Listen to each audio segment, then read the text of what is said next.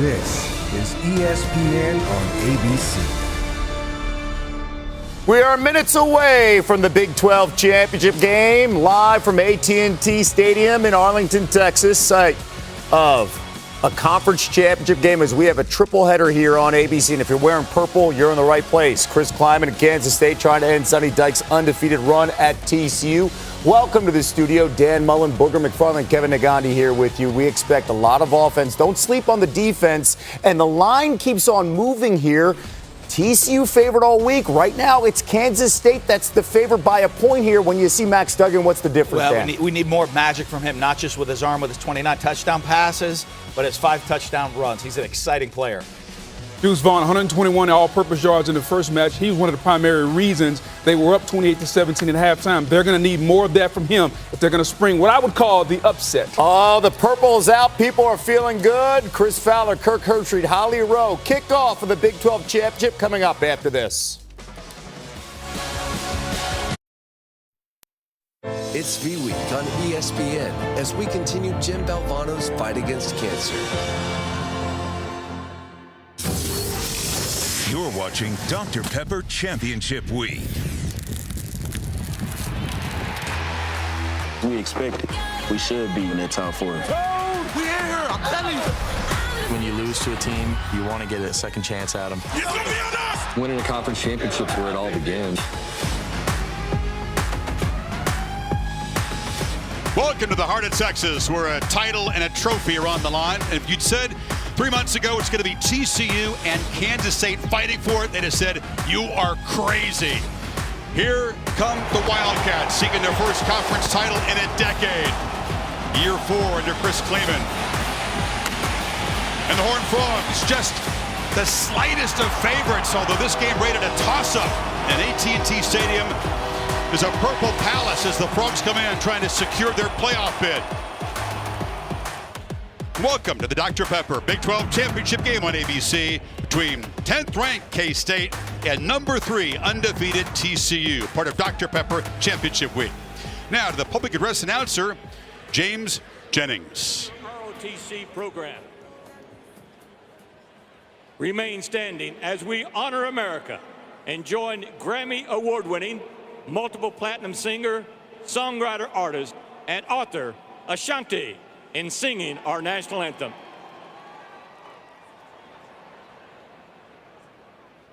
Oh, say, can you see by the dawn's early light what so proudly we hailed at the twilight's last gleaming, whose broad stripes and bright stars through the perilous fight o'er the ramparts we watched were so gallantly streaming, and the rockets' red glare, the bombs bursting in air gave proof through the night that our flag was still there.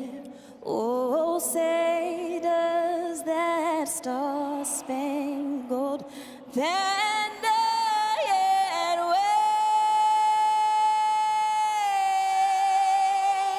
wave for the land of the free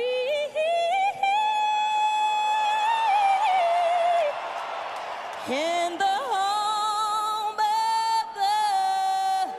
the brave.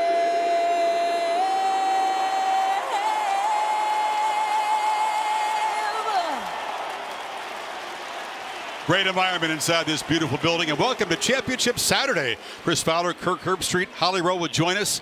So you got the Horned Frogs, then you got the Georgia Bulldogs, Michigan Wolverines, 1, 2, 3 in the CFP, trying to stay perfect and secure their seeding, wondering if they even have to win these games. It's a weird backdrop. I mean, everybody's talking all week, especially now with USC losing last night. I think you have Georgia and Michigan clearly secured, and after last night, I think really TCU's in a great spot as well. Nonetheless, you put the playoff to the side. It's about winning a championship, right? This is what these players and these coaches work for, from really winter conditioning in January to right now, to put yourself in a position 4 quarters from winning a ring and winning a banner that you'll forever remember and being a champion. It's been a while for both teams. Kansas State picked 5th in the preseason by the media. TCU picked 7th. They met in Fort Worth in October. Deuce Vaughn of the Cats sprinted to a 28-10 lead, then a total turnaround, a patented Max Duggan comeback. That was the go-ahead touchdown to Johnston. Really a microcosm of what this year has been like for TCU, where they found a way to come back and win games in the second half, and why they believe they can win in any circumstances, no matter how many they get behind. But it was a different in half. First half was all about Kansas State. In the second half, TCU found their way. Max Duggan trying to navigate his way to New York. He's certainly a Heisman candidate. What's going to make the difference in this game, which is virtually a toss-up out here? Yeah, I think Duggan's maturity and how he's handled some adversity has been fantastic. I really think Deuce Vaughn, to me, is the key to this game. How well he can play or how well they can defend him, I think, will be the difference. Yeah, the electric 22 for Kansas State.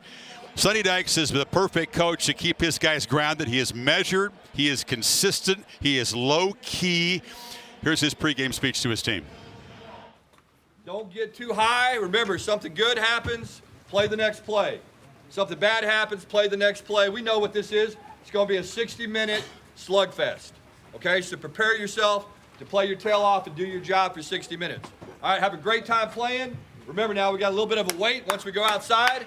But bite your ass off for the guy next to you, okay? Oh, yeah. All right, proud of you guys. Let's get a win on 3. 1, 2, 3. Win. Games in this conference always seem to come down to the last possession. A 60-minute fight is what we all expect. To Holly Rowe. Well, guys, the smallest player on the field today may have the biggest impact for Kansas State. Deuce Vaughn grew up as a kid, 5'5", 5'6", wasn't sure if he could do it at this level, but he got a call from the NFL Combine one day where his dad is a scout. It was Darren Sproles on FaceTime trying to give this young man some encouragement. And now, wouldn't you know it, here he is at his alma mater at K-State doing the type of things that Darren Sproles did. He said sometimes when you're small, hope dwindles if you don't see someone that looks like you that's doing it big. Here he is with a chance to win a championship, and that hope alive. Yes, indeed, every man's a Wildcat, and that encouragement has him on the field today playing as big as anyone in purple. That's right, Holly. Small but powerful and prepared. His dad, Chris, is a scout who works in this building for the Cowboys. Can they stop 22? Can TCU's passing offense, which has a healthy Quentin Johnston, that's a big difference today. Yeah, not only is he healthy, this team is healthy. It's the healthiest TCU has been all year, and a lot to do with the season and the run that they've been on. So TCU will boot it away. Luke Laminack kicks it off, and Malik Knowles, a dangerous return. One of the top receivers in this K-State team is deep, but he will bring it out from 2 yards. Knowles, a long strider, and will get out near the 28-yard line, and we'll see this K-State offense go to work with Will Howard, who was not the starter at the beginning of the season. Adrian Martinez went down with a leg injury. Howard stepped in. Different kind of quarterback than Martinez. Keep an eye on his deep ball threat today. Yeah, he's a guy that's been around for a number of years, 3 years of starting experience, but he takes over this year. He really changed his body from last year to this year, dropped 20 pounds of body fat, put 30 pounds of muscle on. So you see him now as a much more different athletic, big, strong, physical quarterback. And the first touch of the game goes to Deuce Vaughn, and the Horned Frogs able to wrestle him down for a 4-yard gain. Martinez just hasn't been able to get that ankle and knee healthy, but he is the best buddies of Will Howard, been very supportive, really kind of a model teammate. He'll be back for the bowl game in New Orleans. He will be. There was some rumors, the possibility of him being healthy enough this week, but obviously not going to happen. Vaughn picks his way patiently, but he's knocked down behind the line. That Frogs defense loaded with speed, and that's Shad Banks who made the play. Yeah, Terrell Cooper on the edge actually handles a double team and forces him back to the inside. Really good job on the edge of that defense. Watch him force this back inside, and then you're able to clean it up there with Shadrick Banks. So a quick 3rd and long for Will Howard. 4-receiver look. Frogs actively going to drop back and play coverage here. Howard has time, delivers a long throw, and the catch is made in the sidelines. First down to Phillip Brooks. How about this throw? How about this throw to open the game? Left hash all the way to the far sideline. On a line, if that ball hangs in the air, it's out of bounds, and no chance for Brooks to bring that in. But he throws it with that kind of velocity and able to get the feet down for the first down. Great route as well. Yeah, he's known for his precise routes. Very reliable receiver, Phillip Brooks. They'll pitch it to the edge, and that's the catch made by Cade Warner. Of course, the son of Kurt, he's trapped behind the line. It was a good job there by the defense flying around. That time you saw Hodges Tomlinson just shot out of a gun there, getting upfield, didn't make the tackle, but affected the timing. Boy, Phillip Brooks that time, not just the route, but the awareness to know to go beyond that first down marker to be able to get that ball. So when he catches it and steps out of bounds, they get the first. Vaughn on 2nd and 10 makes a cut and is knocked down. We don't see Johnny Hodges, one of the key members of this TCU defense, a transfer from Navy. The linebacker has been battling a hamstring injury. Yeah, but we do see Banks step in for him. You and I were in Austin a few weeks ago and had this TCU team, and that night, if you remember, D. Winters, because of the week before, had an injury that he sustained, or actually was kicked out of the game before, so he had to sit out the first half. Banks stepped up that night and played really well. So I think even with the injury here tonight, I still think they feel good about Banks. Need 5 on this 3rd down. Howard has protection, another long throw, and it's incomplete. Josh Newton was covering Malik Knowles. He did not work his way back to the sideline, and here comes the Wildcats punt team. Good coverage, just not quite on the same page there. You know, usually early in the game, you're just kind of getting a feel for the speed and the tempo, what the defense is doing. Kansas State, even though they don't move the ball downfield, got to be happy with getting the ball in a position to be able to put TCU back with a good punt here. Typically a pretty fast starting offense. They've scored touchdowns on 8 of their opening possessions this year.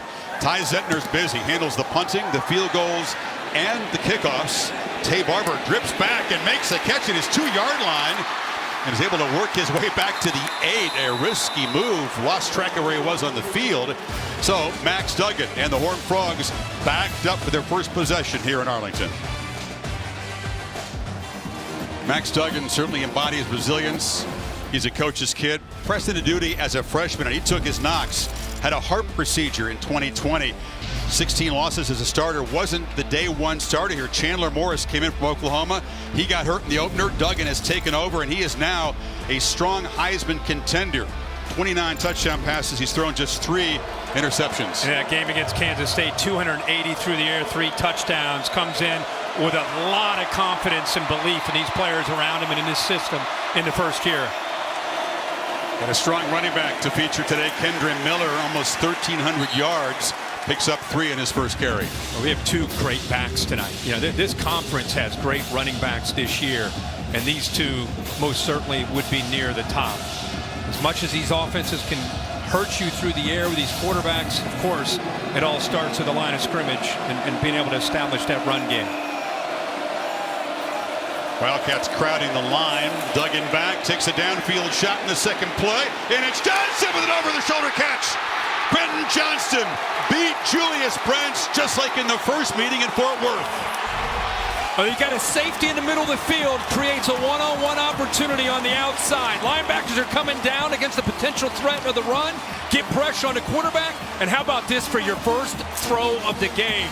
And a matchup that we want to see, Brents against Johnston. Johnston at 6'4", Brents for a corner at 6'4". 53-yard gain brings the TCU fans alive.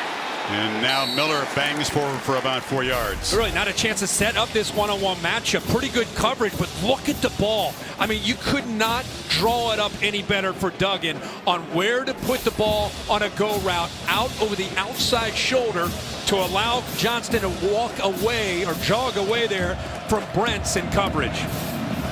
18th 50-plus yard play. He is a difference maker. Held out last week in the rout against Iowa State to be ready for today. 2nd and 7. Pass across the middle. Johnston again in traffic makes the catch a couple yards short of the marker. This offense, what makes them so tough is they have so much speed and so much big play ability. Look at these 20 yards or longer plays this year. Leads the Big 12, third most in the Big 12 on defense. This is just a team that understands how to hurt you downfield and make you have to respect that. You add that to the combination of this offensive line and Miller, man, they're a threat. Fast guys and a very accurate deep thrower in Duggan, as you've already seen. 3rd and 3 from the pocket. He's going to go downfield again. And a battle in the end zone broken up. That was Savion Williams going up. And Brents was matched up over there. Yeah, and Boydo as well. And again, Williams is a big target at 6'5", right? I think he drops this football instead of holding on to it. Boydo is beaten, never really finds the ball. Good job of adjusting. Everything's right. I think he was in such a rush with his eyes to look down to make sure his foot was in bounds that he lost focus on concentrating on finishing the play. Going for it on 4th and 3. You see that a lot in this conference. Maury DiMercato is the back. A low snap for Duggan. Delivers across the middle and a catch for a first down. And it's Jacorius Spivey, transfer from Mississippi State, big body guy. Watch the eyes move the backer and create the space that he needs. Watch Duggan. Look to his right, look that linebacker off, come right back with a nice throw. Good tight coverage, eyes to the right, intentionally move that linebacker, and then a quick, decisive throw to get that first down.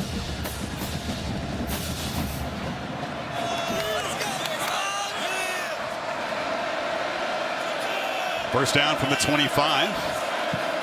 Duggan immediately straight back, and he can take off. He's an effective scrambler, can be a tough guy to tackle, but flying up to make the play is the safety, Josh Hayes, who slings him down at the line of scrimmage. And they're mixing up some man, some zone. This time they're going to play zone. When you play zone, it allows those backers and safeties to keep their eye on the threat of a quarterback who's an athlete to run. So they know that he's taken off, and they are able to clean it up in a hurry. Great play there by Josh Hayes. The fans wanted horse collar, but Bill says up here, Bill is helping us out, says no, he was a good, clean play. Clean play. He grabbed from over the shoulder. He did not go to the back and grab down. Miller back in the game. He's got the football. And a second and long run. He's knocked down at the 24. So third down coming up. The K-State secondary playing shorthanded. You saw Hayes make the play moments ago. Kobe Savage, Sincere Mason, two key guys at that position out injured today. Yeah, and I think what they're trying to do right now is be incredibly aggressive, shooting backers, trying to hit some gaps. Everything that they can do right now to try to slow down this electrifying offense. To get him to third down, this is a big play here early in this game. The gain on this play could dictate whether or not Dykes again chooses to go for it on fourth down. Wildcats bring some pressure. Duggan under fire, delivers across the middle, and the catch is made. Another first down grab. That's Jared Wiley, the tight end who really hurt the Cats in the first matchup. Just talked about the backers, right? They're bringing backers. Watch how calm Duggan stays. Sits in that pocket. I mean, you're talking about a lot of pressure there by Moore, but sits in there. And again, there's the accuracy. This is where Duggan has changed so much. As a guy that's played a lot of football, the game is slowed down. It allows him to make great decisions and great throws with accuracy.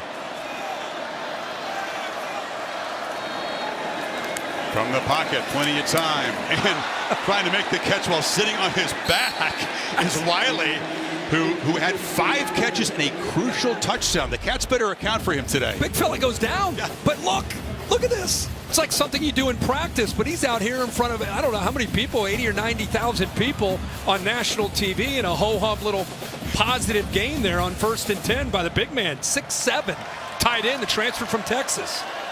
Empty backfield, DiMercato split far to the left. It's a run all the way. Duggan around the end, lowers the shoulder. He's not a slider. He seems to invite contact. Boydo got in his way, but the ball's at the 3. They put 4 receivers, see him up there at the top. 4 receivers moves a lot of defenders into the field, back into the boundary where you have some numbers, and Chris, you say it.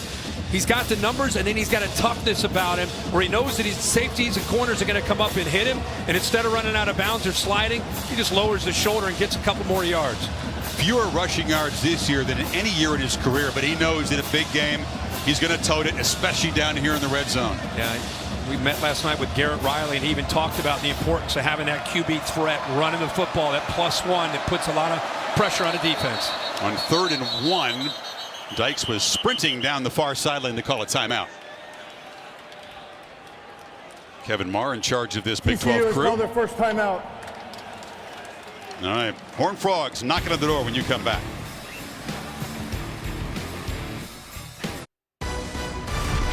The Dr. Pepper Big 12 Championship on ABC is brought to you by delicious ice-cold Dr. Pepper, the one fans deserve. And in part by IHG Hotels and Resorts. TCU was 3, dropped to 6 in the final rankings in 2014, ended up clobbering Ole Miss in the Peach Bowl. Aerial coverage provided by Goodyear, celebrating the challenge of road games everywhere. Are you ready for the road? Goodyear, more driven. Horned Frogs have driven 88 yards. We're backed up deep inside their 5-yard line. Now they have a 3rd and 1 here. And you get a 2-back look. Trent Battle and Miller flanking Duggan. It's a keeper. Battle with a lead block, and Duggan bangs down for a 1st and goal. Great block by Ali, the center. Uses his leverage, gets the nose guard. Huggins turned. That's really where it started. Then he gets right behind the lead back there, Battle. They are tough to deal with down in this position. They have plenty of options, and they got a quarterback who is unafraid to impose himself at the goal line. And you want to throw it to a big body receiver, there's like 3 of them out there. There's just a lot of confusion here with the personnel groupings. Referees are stepped in to give Kansas State the time they need. Now you're going to get a timeout. It's the one thing with a play clock is if you make a change offensively, even if it's late like that, Kansas State has to be given time. Let's go back to that last play to get that 1st down on 3rd and short. And always love looking in the trenches. Watch this block right here, and it gives you an idea. He's not known for his overall athletic ability, but just by turning and using that leverage, he's able to create an opportunity with an angle. And then you get 17 leading the way. Makes it really easy for Duggan on 3rd and short. Almost got into the end zone. This offensive line's impressive. Duggan did take a shot to the helmet there, but he's not afraid to pay the price. You got 2 6-year guys, you got a 5th-year guy, you got 2 other guys who are 3-year starters, so it's a veteran graybeard offensive line in front of him. And for people that are just watching TCU for the first time and they're saying, you know what, I want to check this team out. They got a chance to win the playoff, maybe get to play, maybe win the Big 12, get into the playoff. One thing you got to realize, remember, Sonny Dykes is in his first year, has had 5 games where they were trailing in the second half and had to find ways to win. If nothing else, you got to step back and tip your cap for the culture that he's been able to create here in this first year.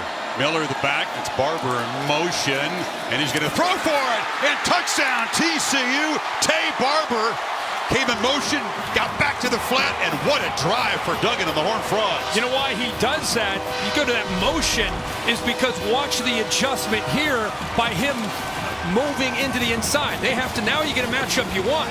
Now you got a little hesitation there and a matchup that you want. So pre-snap motion, you make the defense have to adjust. Now you have Barber, who's so quick with change of direction. And how about the throw by Duggan? Like a shortstop, just flipping it out there in the blink of an eye to give his guy a chance.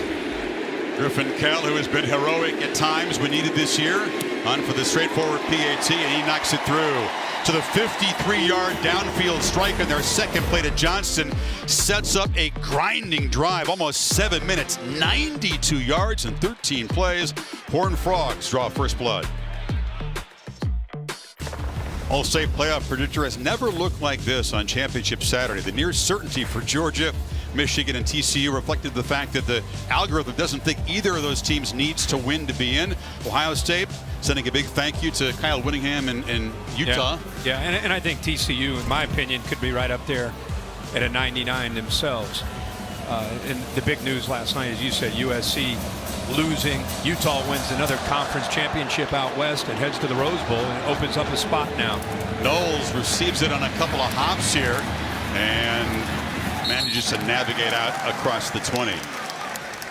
Championship Saturday continues after our game on ABC. Tulane, a team that went on the road and beat Kansas State 17-10 in September, takes on the Golden Knights, and in primetime Clemson and the Tar Heels battle for the ACC championship. Yeah, Orange Bowl on the line there tonight. Interested to see in Charlotte which team responds, who can get ready to go. Both disappointing losses last week to rivals, and now playing for a conference championship. Just think what happened last night, all these other results last Saturday. If both of those teams win, they could have been playing potentially for a shot to get in to the playoff. In the new 12-team format in 2 years, they will be right for a spot. So can the Cats respond here? Very delayed play, a slow developing play as Vaughn takes it and works his way to the right for a couple of yards. We mentioned the early loss to Tulane, but Kleiman has been rock solid, and they do it in some ways the Snyder way. They lead the conference in turnover margin. Yeah. A couple of big wins over Oklahoma, and they destroyed Oklahoma State. Shut them out when they were in the top 10. They have firepower, but you're right. It still feels like Bill Snyder has his fingerprints on this team, and Kleiman's done such a good job of bringing that same approach. Field position, turnover margin, few penalties. A lot of time for Howard. He steps up and launches downfield, throws into heavy coverage, and it's almost intercepted off the fingertips of the safety, Mark Perry, but he shows you the arm strength. Well, and he's just late. You know, he's got a one-on-one matchup that you'll see, and I think the big thing that he feels that once he steps up, he's looking right here. He's got an open field, so he thinks, okay, I got a shot to take, but he's late, and the ball hangs. It allows the safety to come over. You have two defenders back there, almost like a fair catch. Kansas State catches a break that the ball's not picked. Joe Gillespie, the defensive coordinator, hopes his guys can get off the field right here on 3rd and 8. Howard again has time, delivers into traffic, and it's broken up beautifully by Josh Newton, who came in front of Warner, and here comes the punt team again. Well, he started on his right, kind of looking towards that wheel route. Watch 22, Vaughn down to see the quarterback looking, really can't find anybody open, and if he puts that ball over near the sideline, I think there's a chance that he converts with Cade Warner. Howard just 2 for 5 and 8 yards in the early going, and Deuce Vaughn has been corralled in his first 4 carries.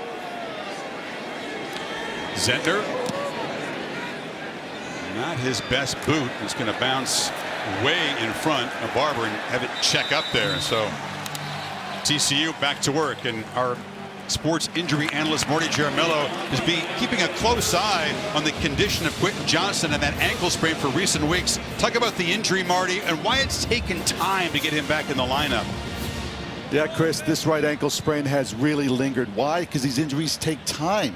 And the ligament is actually partially torn and partially stretched. And he finally got the rest that he needed in the last 2 weeks, allowing the ligament to heal, scar up a bit, and actually regain a little bit of stability.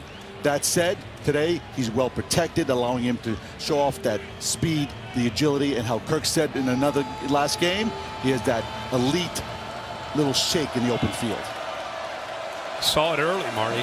He's got the speed. Miller bounces it, gets the edge. Kendre Miller deep into Kansas State territory. Knocked out by Cheatham inside the 40. They pull around a couple offensive linemen, but watch the edge block there by Wiley. Great vision here by Miller to kick it. How about that? Quentin Johnston, we just talked about him with Marty with his health as a receiver downfield.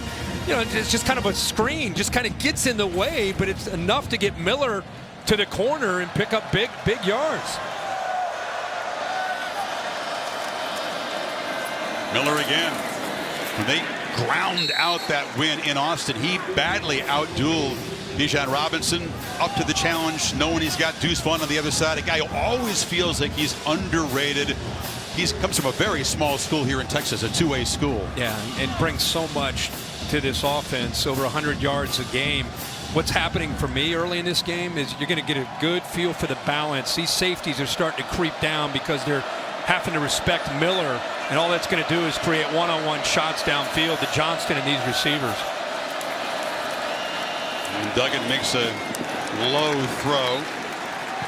Darius Davis, the speedster, the return weapon, was in the neighborhood, but kind of a virtual throwaway there. It just wasn't open. By the way, that touchdown pass for Duggan, the 71st in his career, tying him with Andy Dalton, number 2 in TCU, behind Boykin, who's got the record. Good job Garrett Riley has done with the play calling of this offense. We all know the job his brother Lincoln has done over the years, but man, Garrett's making a name for himself, finalist for the Broyles as a top assistant coach. Yeah, at age 33. He's 7 1/3. Duggan launching. Jordan Hudson goes up, jump ball broken up nicely. That was Boydo defending at the 2-yard line, and it's 4th down. Well, you get man-to-man. We got a player down. You get man-to-man. Watch this safety have to run with a receiver. Now you know you got, once you see this safety clear out, oh, I got it. I got the shot that I want. We just said they're going to take these shots downfield. Pretty tight coverage there by Boydo. He went down hard, and looks like that right shoulder. Kirk, they cannot afford more injuries in the secondary. We talked about how short-handed this crew is. Yep. You got dudes pressed into duty, playing a little bit out of position, and this is an early concern for this defense. Yeah, ball is underthrown. Heck of an effort to try to come back and make the play by the true freshman Hudson. And you're right, he just didn't have time to get his hand down to protect himself. Really, a couple safeties already. Saw a shot of Mason there, who's out. Mason and Savage, the safeties are down. These are two pretty healthy teams, except for the secondary of Kansas State. That's the one area in this ball game where they're very short-handed. And let's face it, if you're going to make a run to a championship, health is a big part of it, not just in Big 12, but all over the country. He's favoring that right shoulder as he gets up. Holly? Well, guys, the athletic training staff right now doing a ton of tests with him to see if he has grip strength and if he can move that hand and grip well. He is moving his hand, he is gripping, but they're going to further evaluate him right now. But the initial diagnosis looks somewhat positive as he's able to move that arm. Fingers crossed, Holly. Hopefully he'll be all right after he comes out of the tent. Well, here's Griffin Kell, living his dream. Grew up a TCU fan. Both his parents are TCU grads. He, of course, was the hero with the sprint-on walk-off field goal against Baylor. He banged a 54-yarder last week against Iowa State. Now trying from 55 in these perfect kicking conditions. It's a bomb. See what he's got. He was not getting through from this distance in warm-up.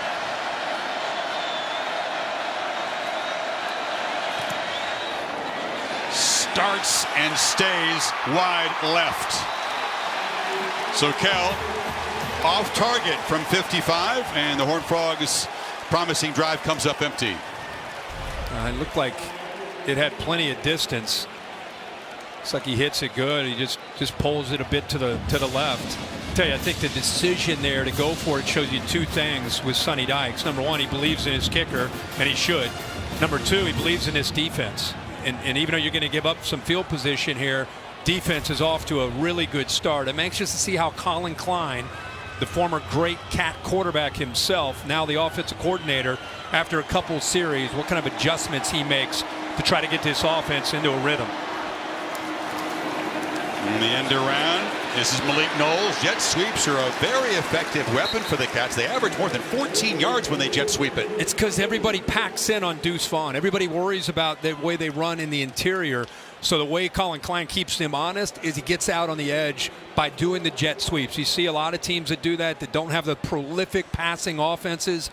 One of the wrinkles you throw in there just to make sure these defenses are going to get a little wider is run that jet sweep. Howard launches downfield to Knowles, who catches it in stride, and suddenly the Cats are threatening at the 15. He beat Josh Newton. He did, and he had man-to-man. Safeties up tight. Watch his safeties come up tight. We talked about that on the other side of the ball. But with safeties up tight, you know you've got a one-on-one chance, and you love to see the confidence that Klein has and going back to the hands of Will Howard and these receivers, and you get downfield one-on-one, Malik Knowles will make you pay for it. What a turnaround. They stop, miss field goal, suddenly threatening to tie the game in the flat. That's Phillip Brooks, who's going to be dragged down at the 14. We said how would Colin Klein adjust, and it's attacking the edges. first couple series, trying to go to your wheelhouse and Deuce Vaughn. They'll get back to it, but it was a little crowded. TCU respected that all week. Joe Gillespie, the defense coordinator, said it starts with us stopping Deuce Vaughn in the run game. Now you've seen Colin Klein say, okay, we're going to get the ball outside. Try to make you respect that outside game too. 2nd and 8. Howard has protection. End zone. Ooh, dangerous throw. Tracking across was the safety Perry, and it's 3rd down. Wow, he thought he had, watch the safety here. He thinks it's a too high look, but the safety on the left here, Perry, watch how quickly he comes over. Bang, right now he knows he's thinking either separation from the football or an interception because he got there so quickly. Howard never saw him and he caught a break. Got there quickly, the hands a little bit late. Well, it would have been a pick. Final minute of this first quarter. Cats need 8 on 3rd. Vaughn makes a cut and is knocked head over heels, somersaulting down to the 11, hit by Millard Bradford. So it's 4th and about 1.5 yards. Wow. Back to the edges, and instead of Deuce Vaughn in the middle, good block on the perimeter. Sacrifice your body at 5'6". Full flip. Gets up, no problem. They're going to go for it here on 4th and short. Howard under center. Vaughn lined up 6 yards deep. Going to throw for it. Flip it in the flat. Catch made. Sennett leads. Touchdown. They snuck the tight end down. What a response by this Wildcat offense. No doubt about it. Number one, you love the call and the decision to go for this. And I love the call from Colin Klein. Bringing Sennett from the right side where he is the play fake all the way to the left side. So often in the NFL and college, that receiver gets lost. Sennett, a tough blocker. Not a very big dude. They don't feature the tight end a whole lot, but down near the goal line, a 4th down touchdown, and we're dead even with 15 seconds left in the quarter. So you have the big tight end out into the corner. Here's kind of your H-back tight end, Sennett, who's just off the play fake, often gets kind of lost. You see the defensive edge to that. To me, just you kind of lose your edge there. The linebacker kind of gets caught up, just slightly hesitant, and then a really accurate throw, but it goes back to the decision to go for it. You're playing championship football. You're down early. You got to make a play. And Colin Klein's got to love to see that execution. Yes. Heisman finalist in case they won the conference title in 2012. Different kind of offense when he was kind of grinding it out, bulldozing his way as a quarterback. He was a great player. Still the career touchdown scoring record holder at Kansas State. 63-yard drive in 6 plays, yet it's more of a quick strike offense than you think. Yes, it feels at times like the Snyder era. Vaughn can grind it, but that 40-yard pass to Knowles was huge. And I think that's the change, right?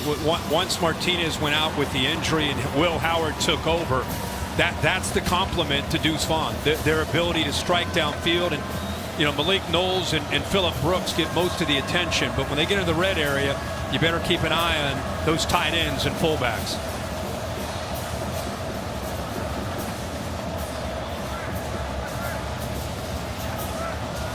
They try to keep it away from Darius Davis, who's got 6 returns for touchdown in his career, 5 of them with the punt. Zentner boots it so deep, but Davis is going to give it a go. Brings it out. Goes right up the middle of the field and shows his speed. I think he caught the coverage team by surprise there. They'll set up at the 34-yard line. So Sonny Dykes comes over from SMU. He was an analyst under Gary Patterson here 5 years ago, but in his first year, 12-0. First Big 12 coach to do that. Yeah, been impressive to see. You know, in this era, transfer portal, you know, people talk about how quickly you can bring some players in and become competitive. That doesn't tell the whole story. It's what you do with your strength coach. It's what you do with the culture. It's what you do when you handle adversity. A team that came back 5 different times. So it's one thing to look at those numbers and say, well, he's having a great year. But if you watched him from week 1 to right now, it's been a fun story and a fun ride for Sonny Dykes and his team. No doubt. Duggan keeps it again. It's more about re-energizing the guys who are already in Fort Worth than bringing in new guys. Yeah, and he said this year. Early, he told us last night, the Oklahoma game was probably the point where they really bought into the new system. This virtual toss-up tied 7-7. End of the first quarter in Arlington. Back after this message and a word from your local ABC station. 7 apiece as we start the second quarter of the Dr. Pepper Big 12 Championship game here on ABC. Touchdown apiece and an extra long field goal missed by TCU in the opening quarter. But Kirk, the Cats got away with one on the touchdown catch. Look at Ben Sennett right here near side. See that flinch? Bill, what do you think of that? Should have been. That's a false start. Yeah. He made a movement like this play was starting, and then all of a sudden he abruptly stopped. Yeah. Should have been called. False start. And now fourth down, move him back 5 yards. Probably correct. kick a field goal. So a big miss there and gives Kansas State their touchdown. And Sennett's the guy who went out in the pattern and caught that touchdown pass. Duggan looking to throw in first down. Wasn't there. Just drops it into the turf. Nobody open, and Eli Huggins brought the pressure.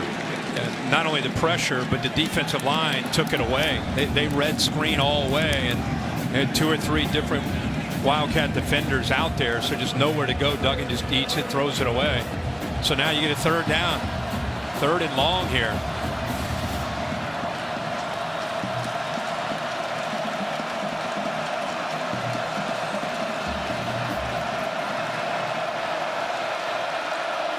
Pats fans making noise. Empty backfield. Play clock at 4. Duggan has time, but nobody open, and now will launch downfield, and it's over the head of Savion Williams, who was open, but it's a quick 3 and out. Well, watch, they're just going to rush the 3 here. You got a safety back to be able to help down that sideline.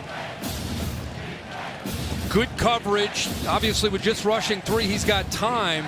There's the safety back there. Would have been a tight squeeze to be able to get that ball in there. But he does try to get it in. Good job by the freshman Payne being there to help out. Jordy Sandy, the Aussie who turns 30 in spring, is back to punt, and this time they did not miss the flinch on TCU. And back Sandy up 5 yards. You expect momentum swings and changes in games in this conference. The first meeting had a bunch of them. Ball start. Offense number 27. 5-yard penalty. No fourth down. And we had one here. Duggan came out slinging the big play to Johnson. They were up 7-zip, and the Cats have clawed back, and we get the football back in the 7-7 game now.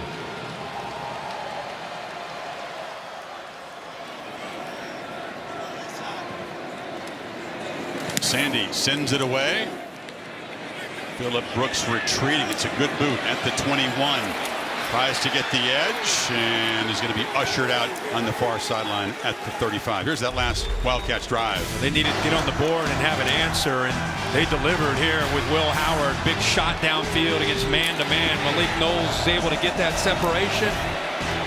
Get Deuce Vaughn out on the edge to set up a fourth down and short. They get aggressive play action. Ben Sennett out into the edge, gets away from the corner, Josh Newton, and into the end zone for that touchdown to tie it up. Kansas State has really settled into this game on both sides of the ball.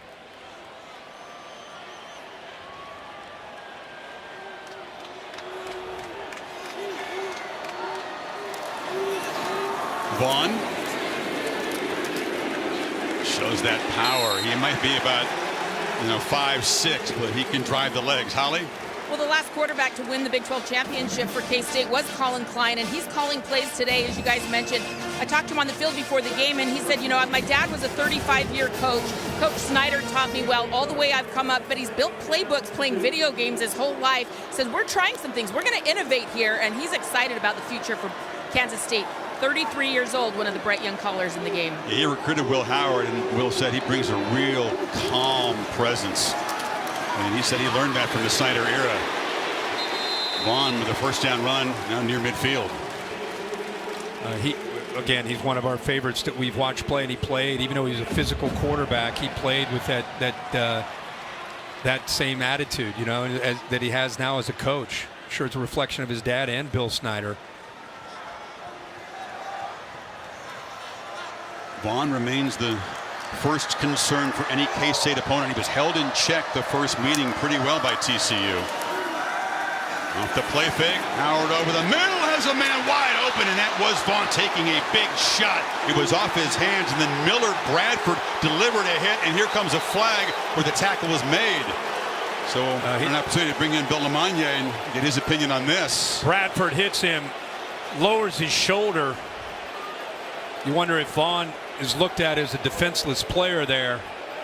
He is a defenseless player, and it appears that the left shoulder comes in with forcible contact to the head neck area. Now, the tough thing on this is the receiver's going down, but the rule doesn't allow for that. So he gets him with the shoulder, forcible contact, targeting. Personal foul, targeting, defense number 28. The previous player is not a further review. Brad Van Bark is the replay official here in the Big 12. They call him Nook, but Miller Bradford is a key part of this defense. He is. Plays a very versatile position. Bill, I want you to explain to the fan, you mentioned how he lowers, Vaughn starts to go down. The TCU fans saying, wait a second, he can't help that Vaughn went down. I don't know about where that contact is from either guy. That looks like shoulder to shoulder. Is it the follow through with that it made it look forcible. Seeing this last view, think it'll be I don't like the targeting call. Okay. The first view or two, it looked like he got him with the shoulder right to the head. Right. But on these other views, I can promise you Dykes doesn't like it either. We'll see if replay reverses this. It's a big moment early in the second quarter here. It is. This is what they're trying to determine, what Bill's talking about. Watch him on that follow through with that elbow. I think that's what drew the flag. Made it look intentional, but Bill, it's an interest. This to be a tough call. Yeah, but shoulder to shoulder, it's the forearm. Is that, would you still call that forcible contact to the head of Vaughn? No. The initial, I'm looking for that initial contact. That was shoulder to shoulder. Now, does he end up with some contact to the head? Yes, but that wasn't the initial contact that caused the blow. If that's all they called was the targeting, and they take the targeting away, there's absolutely no penalty. Wiped. It's wiped away. Now, if you called something else with it, it'd be different. After further review, there is no foul for targeting. It'll be second down. So no targeting and no penalty. So the ball will be placed back in K-State territory at the 47. How great is it again to have Bill up here to navigate through that? The rules are so complicated, and I think for fans at home, you know, we always get messages. We talk with officials. People at home don't understand it. So, Bill, we appreciate it. I'm glad we have Bill. I'm even more glad we have replay, though, to fix that kind of thing. Replay combined with Bill. Well, I tell you, though, it fooled me on the initial hit. That's what I thought the initial hit was targeting. Yeah. That's what I mean. But we got it right. End of the day, we got it right. We move on. Here we go. DJ Giddens spelling Vaughn, who was hit so hard there a minute ago. This is Warner on the edge, has a block, but a quick move up by Bradford is relieved to be still in this game. Yeah, absolutely. And they keep going back to the edge. That's their adjustment. First couple drives, they weren't working the edges as much. In fact, not at all. And then these last couple drives, now getting the ball out there, not just to pick up some easy yards, but to be able to set up other aspects of their offense. Two receivers stacked to the left on 3rd and 7. It's Knowles off to Howard's left. Howard's looking that direction, slant, and it's broken up nicely. Tried to squeeze it into Knowles, and Josh Newton said, 4th down. Josh Newton has been a great compliment to Hodges Tomlinson. You look at the two corners together, and they are fantastic. You know, he's probably anticipating a move to the inside. You can see with Brooks there, it's almost like they're trying to set up a screen or a rub. But a great job by Newton being in position in tight coverage there on Malik Knowles. Newton arrived this summer from Louisiana Monroe. You said a great compliment to Hodges Tomlinson, and he has been an important part of this defense. You love the corner tandem with the Horned Frog. Frees up that defense to take risks. And the punt by Zentner, hit high with backspin, and he's going to check up and then finally be down at the 7-yard line. So Horned Frogs take over in this tie game, backed up inside their own 10. Well, TCU got off to a great start here initially. Took a shot downfield to their go-to guy, Quentin Johnston. Made a big play. Set up eventually his 4th and 2. Looked off the linebacker. First down. And then to finish off that drive, great job of recognizing man-to-man. They get the switch by the DBs, and they get the touchdown to Barber. So the last 5 plays, 0 yards. After a hot start, Duggan was 6 for 7. He's missed 4 in a row. Last time they started at the 8-yard line was that grinding 13-play touchdown drive. Duggan took a look, escapes on the edge and finds a man and zips it off there to Savion Williams. You know, one of the shots they took downfield before they settled for a field goal that they missed was to downfield, and Boydo defended. He hurt his shoulder. He went out of the game. We had seen 35 Keenan Garber, who usually wears 1. He's wearing 35 today. He's now out. Now we got true freshman Jacob Parrish. So we got somewhat of a situation developing there at corner for Kansas State. A lot of big bodies to defend in this TCU passing attack. Miller on the delay just jumps over 2 men. There was a potential tackler and a blocker. He hopped both of them, and the play is made at the line of scrimmage. How about you got a pulling guard, and how about a corner? This is a corner right here. Watch the guard come around and watch what happens to the guard Lance when he comes around against the corner. Bang! Blows that play up. Sacrifice your body as a corner to make that no gain. Great play. Sets up a 3rd and 3.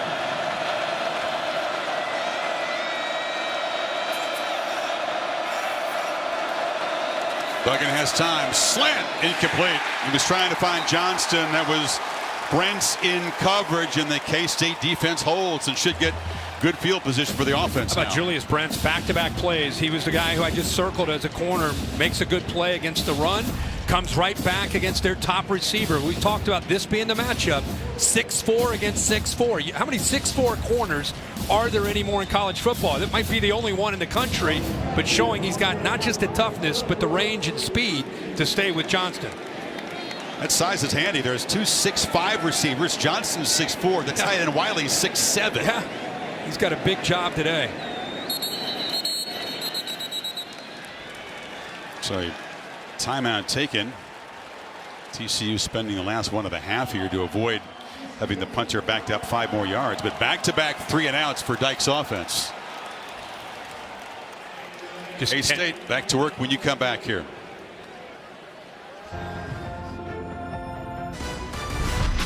The Dr. Pepper Big 12 Championship on ABC is brought to you by delicious ice-cold Dr. Pepper, the one fans deserve. 2012, Bill Snyder with Colin Klein at quarterback tied with Oklahoma. They won the conference title head-to-head. This defense has done its job. Back-to-back possessions for the Horned Frogs' high-powered offense, and you can see Klein's at work plotting the next series. Done a good job of adjusting so far. Sandy collects the low snap. It's a pretty high boot away. And a fair catch signaled back at the 40-yard line. Dr. Pepper tuition giveaway is coming up. See it featured throughout Championship Saturday. A couple of students battle for that life-changing $100,000 in tuition. You're a fan of the chest pass is normally the strong strategy. You have to kind of swallow some pride and execute. Yeah, it depends on the pass. candidate. Depends on the candidate who's out there. That's non-committal analysis from you on the strategy. I give you an evaluation once I see who the candidates are. Okay. First guessing before the first throw, I could help you. All right. Look forward to the halftime analysis. Another one of those jet sweeps to Knowles, and another successful play. Malik Knowles is free. Stiff arm. They still can't get him down all the way to the red zone. What a weapon. How about the blocks? Anytime you see a big run like this, you're going to see great blocks. Right tackle Duffy. Good job by Sennett. Nice job by Phillip Brooks. And this is the difference, I think, in Knowles and what we've seen from him this year. That next level of becoming a physical runner when he gets the ball. He used to not have that same kind of explosive physical running style. Howard steps back on first down, launches to the end zone, caught made at the 2-yard line. That was Vaughn, who snuck out, takes the football away from Perry, and it's first and goal. You go empty, and you put your running back out here to show you what he can do at 5'6". Open in the middle of the field. Nice job of stepping away from pressure and a great throw. And on tempo, walking into the end zone is Will Howard. Colin Klein was all over that drive. The jet sweep, the big throw to the running back, and the quarterback just walks in, and the Cats have the lead. Put a star next to that one with Colin Klein. You're right about that. 3 plays. That jet sweep got the momentum going. A heck of a job of moving Deuce Vaughn out to receiver to show you his versatility. And the defense has really, they're sat back on their heels in that third play. You don't see that very often. Howard pulls it and walks in. He's a big body quarterback, 6'5", 235, running not a huge part of his game, but he's tough to tackle down in the red zone there, and has scored for the 3rd time on the ground. And Chris Kleiman's team from 7 down to 7 up early second quarter. K-State can strike quickly. That's their 20th touchdown drive of the season in fewer than 5 plays. They have the lead. You're right, though. The perception is that it's Bill Snyder and it's tough. It's running the ball. But, man, they can score in a hurry. There he is, Davis in his end zone. This TCU offense came out firing. Big play by Duggan to Johnston early, set up the touchdown, but back-to-back 3 and outs suddenly. Davis is going to drift back. He's not afraid to bring it out and will. Hurdles some traffic, still fighting, and knocked down across the 20. Well, Chris Felica, the big send-up on College Game Day this morning. He's off to big responsibilities at Fox, but his final Athletic trivia question of his career, Bear. Make it easy. Camera. It is. I have a nice soft heart today for you, so I'm not going to make it too hard for you. So today's Athletic trivia question: how many teams ranked 3rd in the next to last CFP rankings have failed to reach the playoff? So next to last ranking, the one right before the final one. TCU was one of them. TCU was one of them. They were 3rd the first year in 2014, won and dropped to 6. Yep. What was Baylor that year in the second to last? 5th, maybe? Ohio State, I think, jumped from 6 to 4. They did. Miller on the first down carry still has this balance and has a first down to the 35 where Josh Hayes grabbed him. Really nice job up front. Avila, Ali, left guard and center, combination block, opened up. Wiley pulling around. Good execution, best play we've seen in the last few drives to start this drive. Duggan the first down throw over the middle. It was over the head of Tate Barber.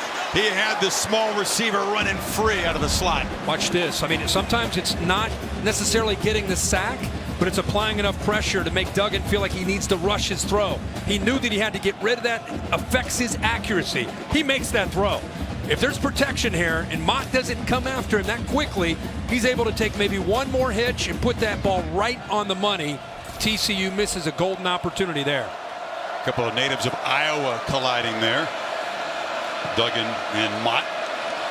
So off that missed chance. 2nd and 10. Cats twisting up front. Duggan backpedals and delivers incomplete. There was a hot bullet across the middle for Spivey. Jacob Parrish, the true freshman, pressed into duty, was in coverage. And a nice job by Josh Hayes. I'll tell you, this is a sophisticated defense. Hayes just kind of sitting, comes off of the receiver he had in coverage, eyes on that quarterback, and he's able to help out in coverage. This defense really struggled a couple of years ago. Then they shifted to this 3-5 or 3-3-5, and it's been a huge improvement the last couple of years.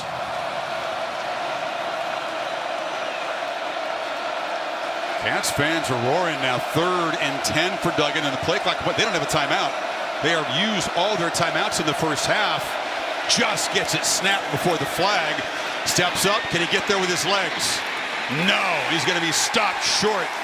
Tackled by Daniel Green, and this Wildcat defense with another stop. Chris, I think you bring up a great point. Watch Tay Barber. Look at him. The play clock's down to 4, down to 3. Barber's still sitting there trying to get what?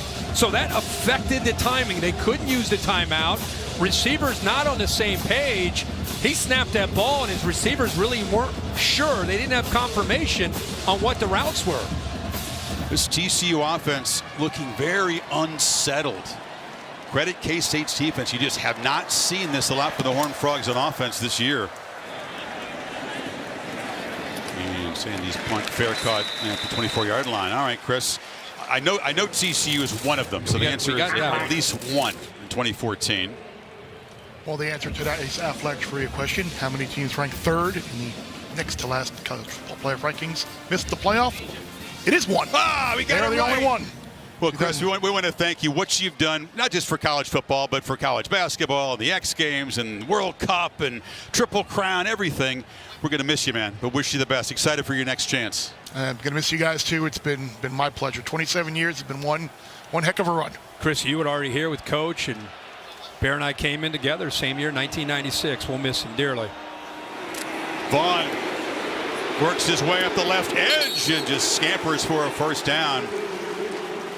Boy, great execution up front. Look at this. The left guard that time, Beebe, just kind of acts like he's pulling and comes back the other way. He did step out short of the marker. I thought he was going to make the 35. They spot him back at the 32.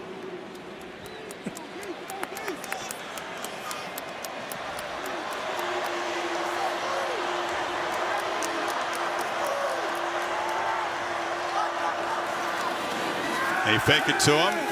Down the middle, Howard launches, and it's his turn to overthrow a wide open receiver, and that was Cade Warner.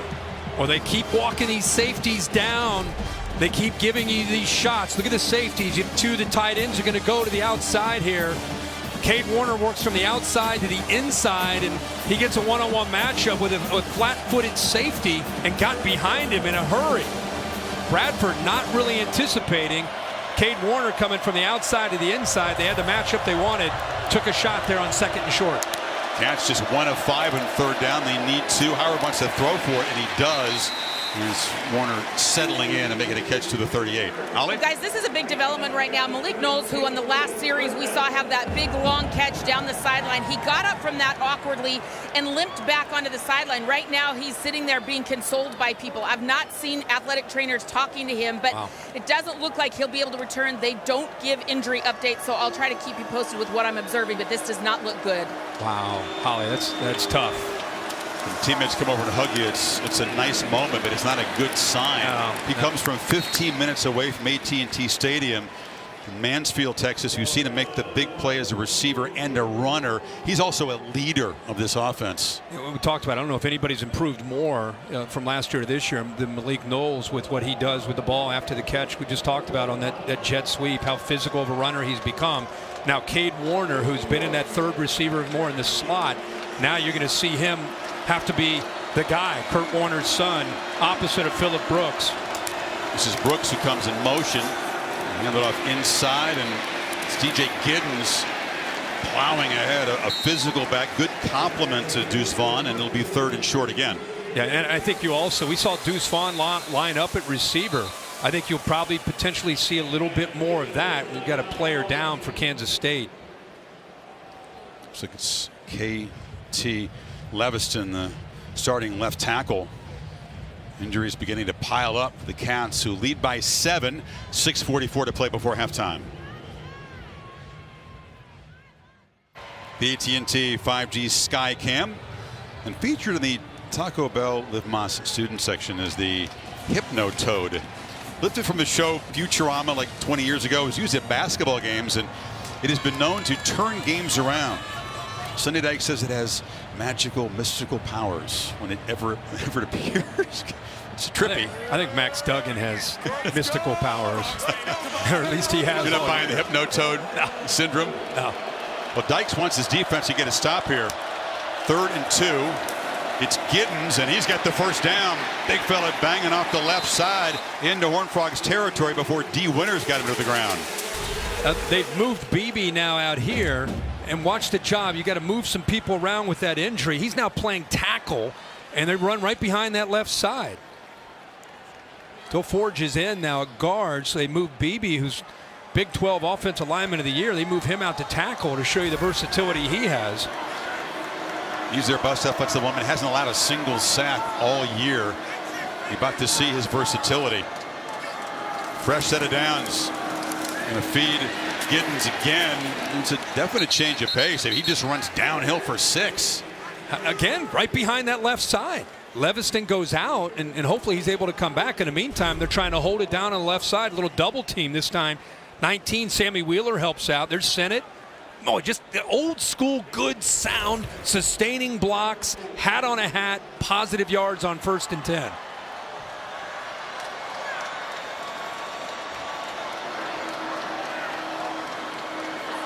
Howard checks with the sidelines, motions Warner back in, and has immediate pressure, and he'll be dropped. Sacked by Dylan Horton, one of the better pass rushers on this team, transfer from New Mexico. Great discipline. They've been running over here, right? Running. Now you're going to test the discipline on the backside. Howard is athletic enough to do this. Kind of flashes the fake. Love to see a little bit more of a commitment from Howard to really sell that, to try to bring Horton down, but they don't do it. Horton by far the most quarterback pressures on this team. Now 5.5 sacks on the season. He needs 7 on this 3rd down. Vaughn motions all the way to the right side. Horned Frogs bring late pressure, ball out quickly. Warner in traffic, works free and fights near the marker. Looked like a very short gain. He somehow slipped away. It'll be 4th and about a yard. Got away from Caleb Fox. Yeah, great job. Some nifty moves there by Cade Warner. It's what has to happen with Malik Knowles down. You got to get behind those linemen. In this case, he's got to make some people miss and gives them a real chance here with that effort on 4th down and short. Lyman keeps the offense out there. 6 offensive linemen. Christian Moore is the fullback in front of Deuce Vaughn. Vaughn, heavy traffic, not going to get there. The Frogs clog the middle and get a crucial stop. That was Caleb Fox and company. Shad Banks in there as well. Well, Hodge getting down in a hurry helps, but really let's start right here. Inside penetration allows the linebackers then to clean it up. Watch him be able to blow that up. And then you see the linebackers, because it's 4th and short, they do such a good job of attacking downhill. Jamoy Hodge right there, but give an assist to Dylan Horton with the penetration. That's the play that TCU needed by the defense to hopefully spark this offense. K-State has controlled the line of scrimmage and pressured Duggan. And that stop gives Duggan and this offense that's been struggling really good field position. You got 2 true freshman DBs in there for K-State trying to stop this receiving core. Duggan delivers a long throw. Johnston is left alone, and he's wide open. Ball's out on the ground, and K-State's made the recovery. Austin Moore recovers it. The first turnover of the game is a huge one. Snuffs out the threat. Boy, Kansas State right on cue with you saying they've got some freshmen. Brents, who comes back and strips it loose. He busts on coverage. Johnston, of all people, out in the flat all by himself. They're trying to catch up to him. And Brents ends up making another play to get that ball out and get the ball back to the Cats. Austin Moore just around the football. He's the top tackler on this defense. He's got a pick. And that's yet another Wildcat DB. The safety, Josh Hayes, is down being checked out by the athletic training staff. Chris, watch Brent's here. He's had such a great night. Johnston's across from him. Watch him for whatever reason. He's following the inside receiver. Nobody has Johnston. So it's a bust. Big gain for TCU. And then he comes back and knocks the ball loose. Johnston cannot believe it. And that is a potential game-changing moment as the Frogs were threatening to tie the game before half. Chance to check in with Kevin Nagandi. Chris, Capital One halftime report just minutes away. Booger, Dan, and Kevin here with you. What's working for Kansas State right now? I just love their physicality. Even though they got stopped on that fourth down, they're controlling the line of scrimmage, and I think that's why they're winning so far. Absolutely, and they're playing well. But TCU has been in this situation all year long. Yeah. Even though the pressure's on them now, they've been in this situation. There's going to be no panic. They're ready to get going. TCU has 7 comeback wins this season. No one is better in the FBS. Much more coming up at the half. Back to you, Chris and Kirk. Exactly, Kevin. Guys, that has been the calling card. There'll be zero panic in the locker room, but Kansas State proven to be just as tough as most people expected in this game. Hayes up and walking around. Great to see him up. By the way, 70 KT. Leviston is back in. So we saw DeForge come in. Beebe moved to left tackle. Now you see 50 going back to the inside with Leviston back in this lineup. But a good job of holding up while he was out.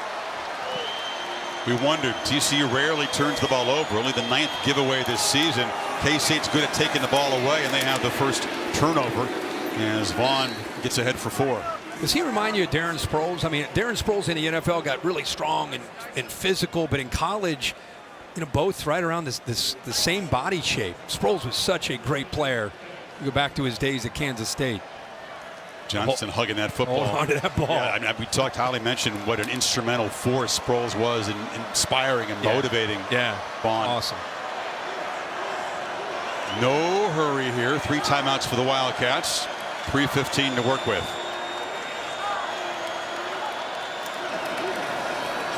Vaughn cannot spin free. Dropped at the line of scrimmage there by Caleb Fox. Holly?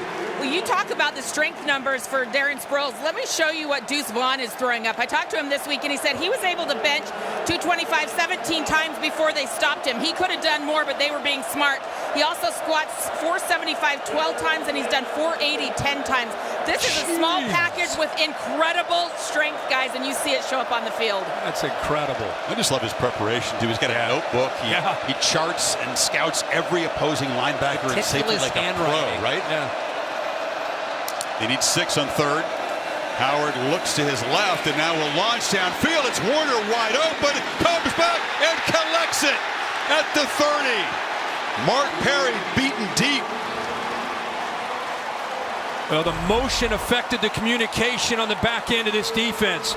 Look how Warner puts that left hand up. Nobody has it. Nobody in the back end. Mark Perry lost him because of the motion, unsure to take him. And what an effort by Warner. They may take a peek at this. Ball is underthrown. Heck of an adjustment. He's in the air, gets the left hand to secure it. I don't know if that ball ever touched the surface. That angle didn't show as much.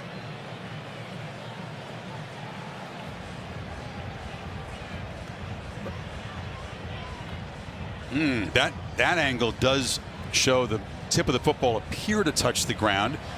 Did he have should be a total good one control? Right here. This is your shot right here. I don't know. Did it touch?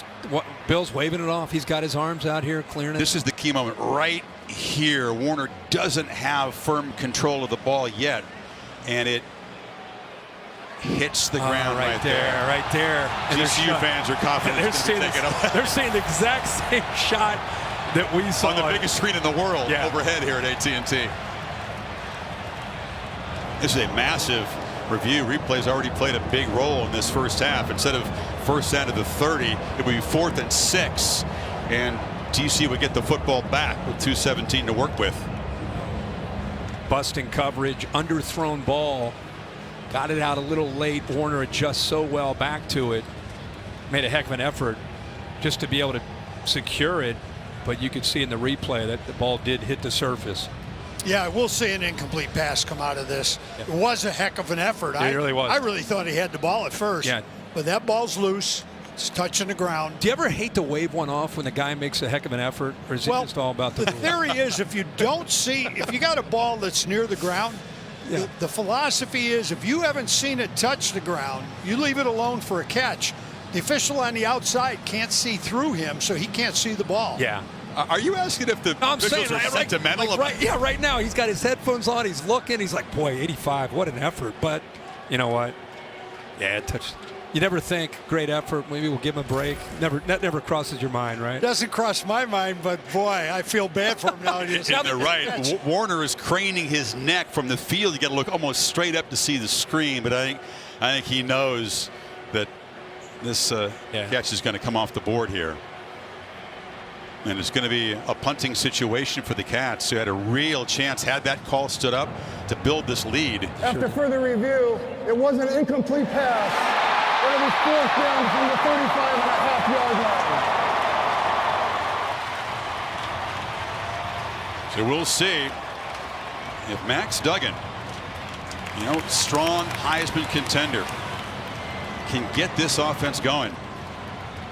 After a very fast start, he was 6 for 7. Now 8 for 16 in the first half. Does have the short touchdown throw. But K-State's done a tremendous job of mixing things up. It's a confusing defense to face, isn't it? It is. Remember, they busted on that last play. They caught a break with the effort there by Brents to knock it loose. And you mentioned they got a couple young players out there, so long way to go, as we know with TCU. Barber. No fair catch, and he's hit immediately at the 20-yard line. Some good coverage, and Duggan will take over right there. Sunday NFL Countdown tomorrow morning, 9 o'clock Eastern time. Get you ready for the games. Justin Jefferson will be featured there on Monday night to the NFC South, Saints and the Buccaneers. Manning cast is on ESPN2.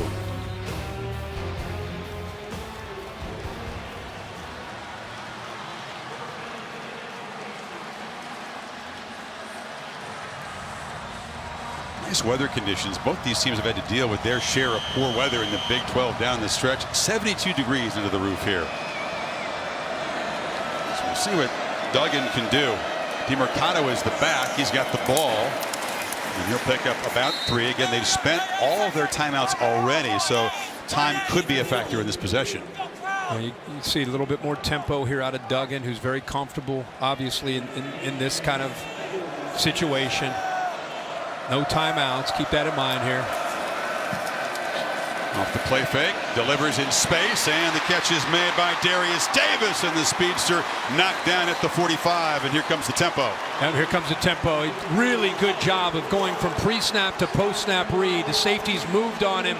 He stuck with it, found the opening, and made an accurate throw. 22-yard pickup for his first catch now. Ball out quickly again. And a hard hit delivered to Barber, who picks up 9. Time and time again, you get into these situations where the defense gets on their heels, the offense is aggressive, quarterback no time to think. A lot of times you find that quarterback relocate that rhythm. Second and short, busting loose is DeMercado, rumbling deep into K-State territory. They're blitzing those backers, and they got picked up by Brandon Coleman, the left tackle. Nobody left once he broke through that initial surge. DeMercado, a guy who did not practice yesterday, but looks pretty good today. Looks healthy. There's some energy. He knows the importance right here, trying to get points on the board. Let's go look at a couple of these plays since we were in a hurry. You watch he reads the safety. He's got to make a throw up and over the backer, which was a great catch. Great concentration there by Davis. They come right back. But to get this run, the left tackle 77 opens that up by picking up that blitzing linebacker, and good to see DeMercado out there. I know you went out to practice and mentioned he may not be okay. We met with the coaches last night, and they thought he'll be able to help out Miller, give him that tandem that they've had most of this year. He had the red jersey on, the no contact jersey, but they were just kind of holding him out. Yep, little precaution just to make sure he's good to go. So Max Duggan and the Horned Frogs, as we've talked about, very comfortable coming from behind in the second half. Oh, yeah. Trying to potentially get even here before the break. Get a 2-for-1. They get the ball to start that second half, as we talked about.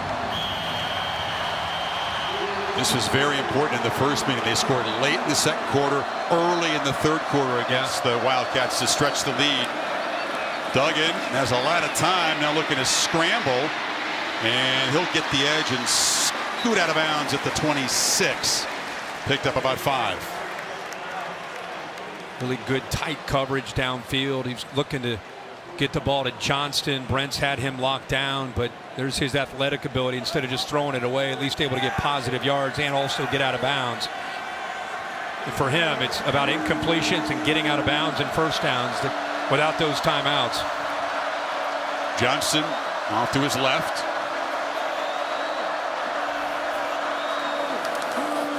Duggan across the middle. And clock will move here on it. Catch by Wiley at no timeouts, so that short gain will make it 3rd and about 3.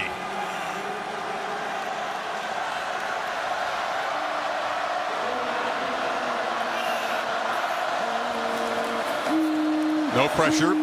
Sideline route. Incomplete. Darius Davis was stretched, and now it's 4th and 3.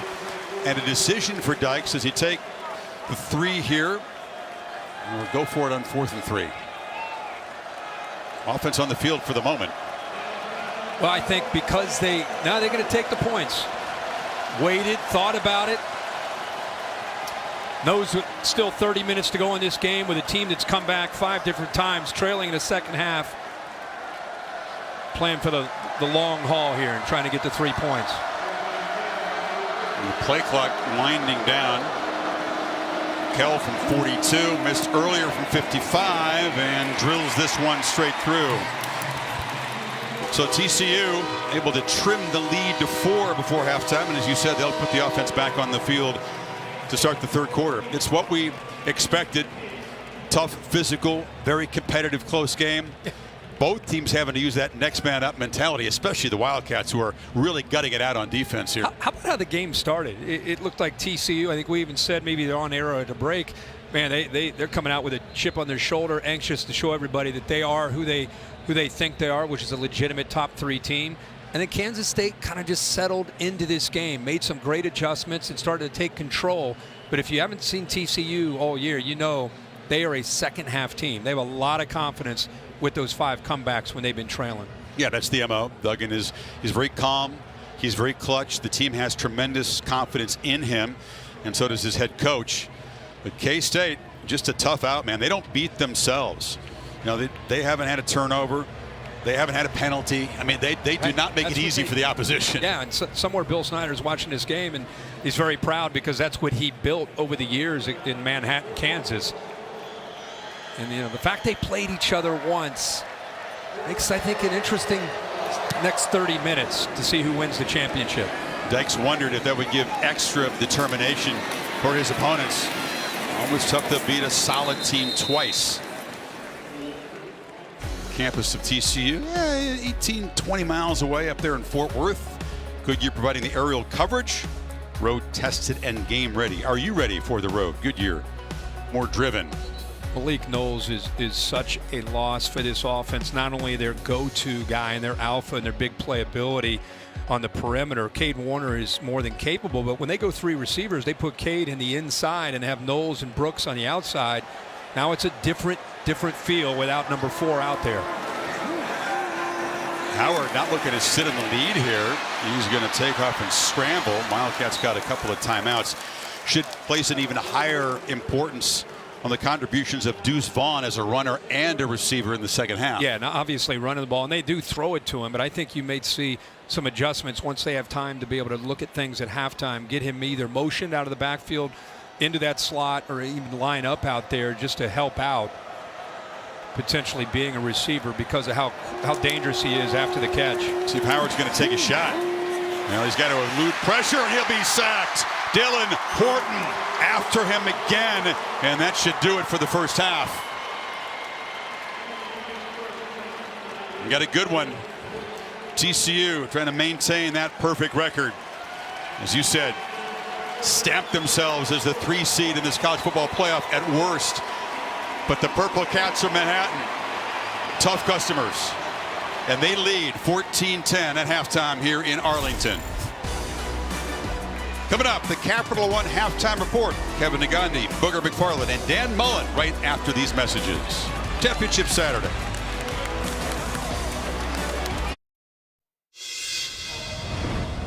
The College Football Playoff Semifinals, Saturday, December 31st on ESPN. Welcome back to Dr. Pepper Championship Week. TCU hoping, expecting to be in those semifinals, but work to do. Set for the second half, the Dr. Pepper Big 12 Championship game on ABC, part of Dr. Pepper Championship Week. Horned Frogs a field goal late in the half. They'll get the football to begin the third quarter, but this K-State defense, despite playing with a bunch of fresh DBs, has held Duggan in check. Chris Fowler, Kirk Herbstreit, Holly Rowe. How do you get your Heisman candidate going, Kirk? He's just 1 of 6 throwing on third down. I think we'll see a little bit more tempo. You know, I felt like at the end of the half in that 2-minute drill, it put TCU in an aggressive mindset. Duggan is very comfortable with that. Kansas State was, remember they called that timeout just to kind of regroup. So I wouldn't be surprised to see a little bit more tempo out of them. And then the other thing is, I just feel like the first half was more of a feeling out. It was like both teams, like in a boxing match, were just like, okay, let's wait for the late rounds to really win this fight. And now the stage is set here in these last 30 minutes with the championship on the line.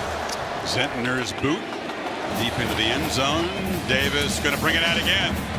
Darius Davis, a lot of belief in himself, but that's great coverage. And the tackle is made inside the 20-yard line there by Dylan Bequeath.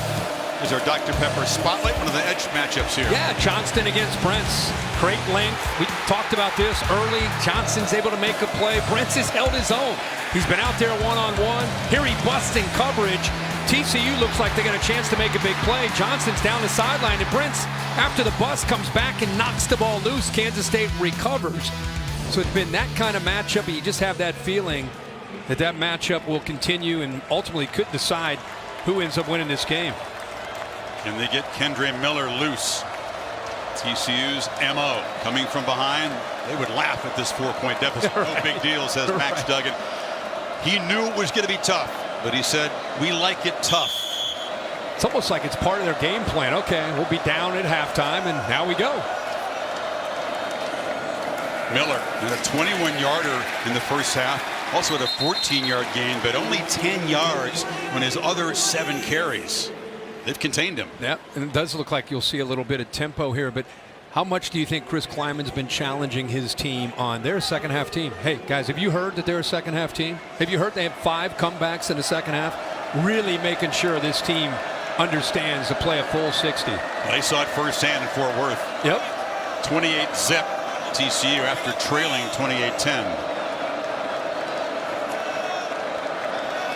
But a different kind of game, far fewer explosive plays. Duggan looking to create one here, launches it downfield, and again, no chance for Davis to make a play. A lot of these deep shots have been overthrown by both quarterbacks. Hayes was in coverage. Walking those linebackers up, trying to create one-on-one for the pass protection. Almost able to get there with Brendan Mott. And good coverage downfield that time by Josh Hayes.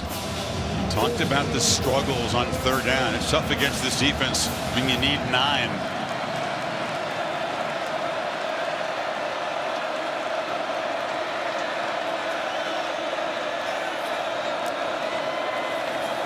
Duggan scrambling. And the ball is knocked loose and recovered in the end zone by TCU. Safety signaled. Brandon Coleman. Chris, that ball, as he was getting ready to throw the ball, it looked like Justin Moore, 41, man, knocked that ball out of his hands before his hands started to come forward. Watch 41 right there. He starts to scramble. He shoots, gets into the backfield, and for some reason when he went in the air, he stopped. Looked like Bill to me stopped moving his arm forward to throw the ball. Kind of froze there. The previous play is under further review. Ruling on the field was a fumble recovered in the end zone for a safety. I agree with you. It kind of stopped. I don't know why, but it yeah, it must have been coverage or whatever it was, but something made him go from looking like he was about to release the ball to just holding it. Will Brad Van Vark, the replay official, Bill, think about the quarterback's intent on the play there? No, intent won't matter. Did the hand start forward with control?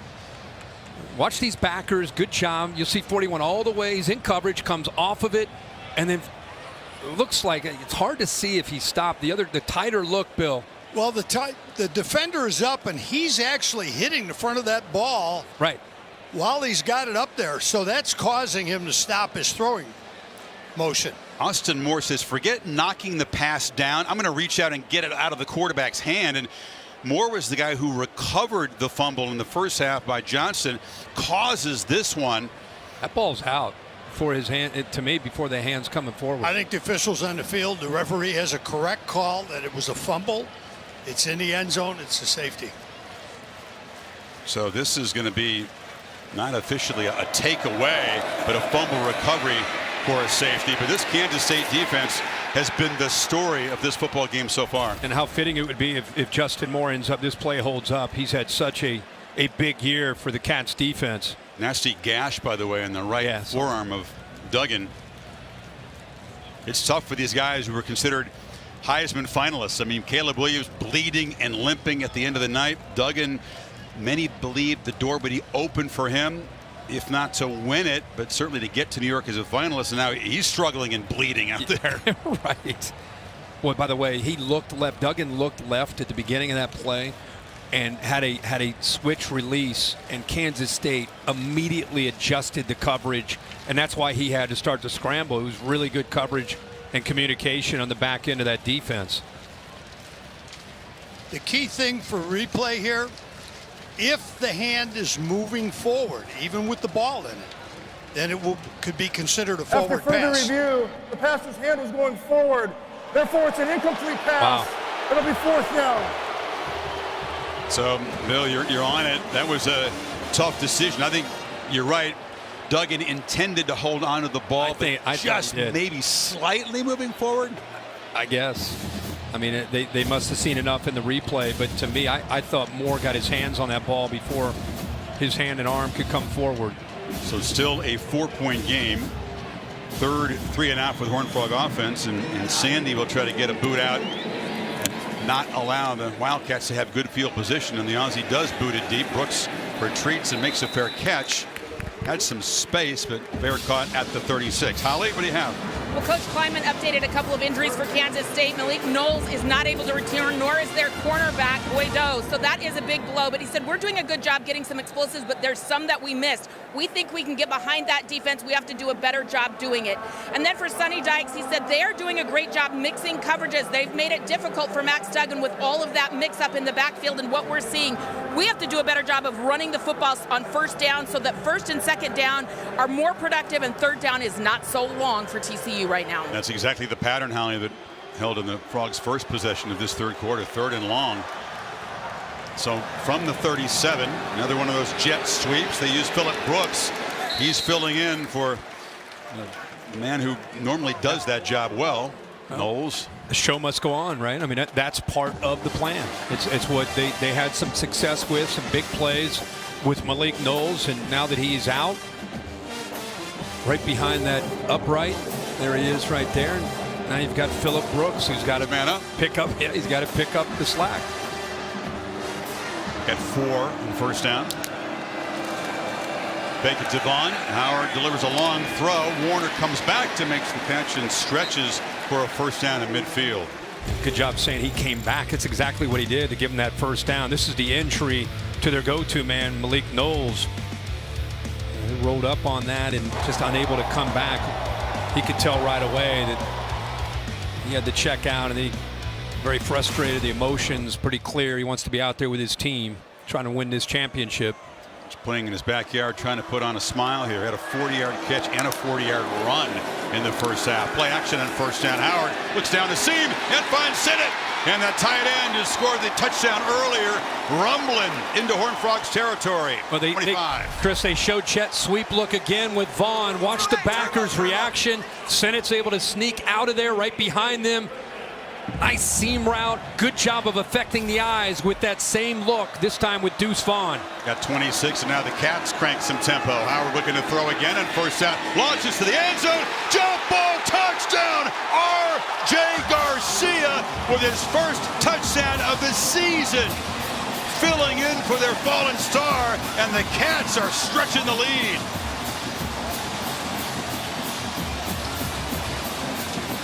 How about this quad look into the boundary? You're going to go with 4 receivers here and look on the back end. Look how we got we got 4 receivers into the boundary. What do we do here? Not quite on the same page. Great route to the inside by R.J. Garcia. Great job of putting that formation in to create the confusion and the hesitation. Rolling on the field is a touchdown. After the play was over, unsportsmanlike conduct, defense number 26. That penalty will be enforced on the kickoff. That is number 26's first unsportsmanlike foul of the game. So Bud Clark flag, but you saw the wrinkle, that diamond formation there. Yeah. And R.J. Garcia, redshirt freshman out of Land O'Lakes, Florida, just his 6th catch of the season, the first tug. Yeah, great job. And again, you need people to step up. This time it's R.J. Garcia. Bud Clark took a swing. It sent it after that touchdown. So here's what happened at the end of the play. That'll affect the kickoff. Right here on your left. Lucky to still be in the game. No doubt. TCU down 11 early third. I love to see this. R.J. Garcia, look at these players fired up. And there's Malik Knowles. Malik Knowles is out of this game. Somebody's got to step up. R.J. Garcia takes advantage of it. See the coaches coming over to talk to him. It's a guy that just made his 6th catch of the season as a redshirt freshman. Your star receiver goes down, and Knowles, others have to step up. It's great to see number 3 get his chance and take advantage of it. Along the ground here to keep it away from Davis. Picked up and run back to the 33-yard line there. It's V Week at ESPN. We partner with the V Foundation to highlight the urgent need for cancer research. This is game-changing research that helps save lives. Join the fight at v.org/donate. Talked about the deficits that TCU has overcome, but now it's double digits, and they're facing an opponent that's feeling it, both offensively and defensively. Safety taken off the board, Kirk, by the replay, but then they go 62 yards in 4 plays, about a minute and a half. 2-back look. And ball handed off inside. It's Miller. He has not been able to bust loose today. The Cats have been focused on stopping number 33. They're doing a good job of setting the edge. That time Khalid Duke, good job, 29, getting to the outside. These linebackers are getting downhill in a hurry.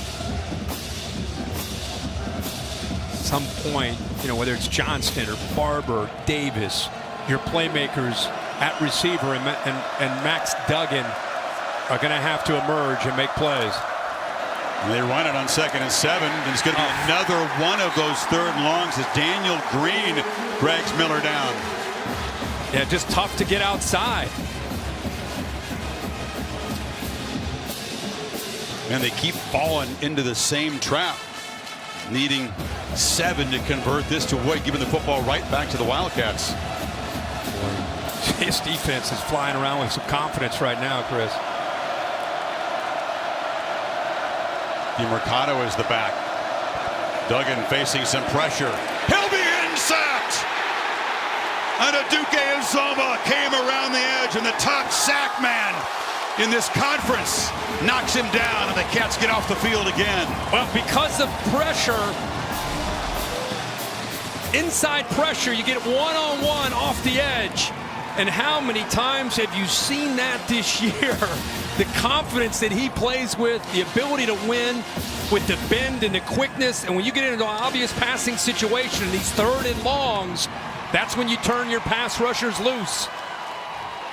Felix the Wildcat and Aduke Uzoma, the Big 12 Defensive Player of the Year, makes a big play.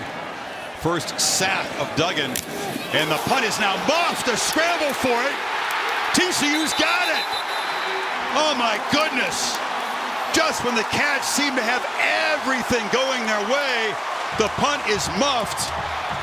And Battle has come up with it. The backup running back downfield to collect it.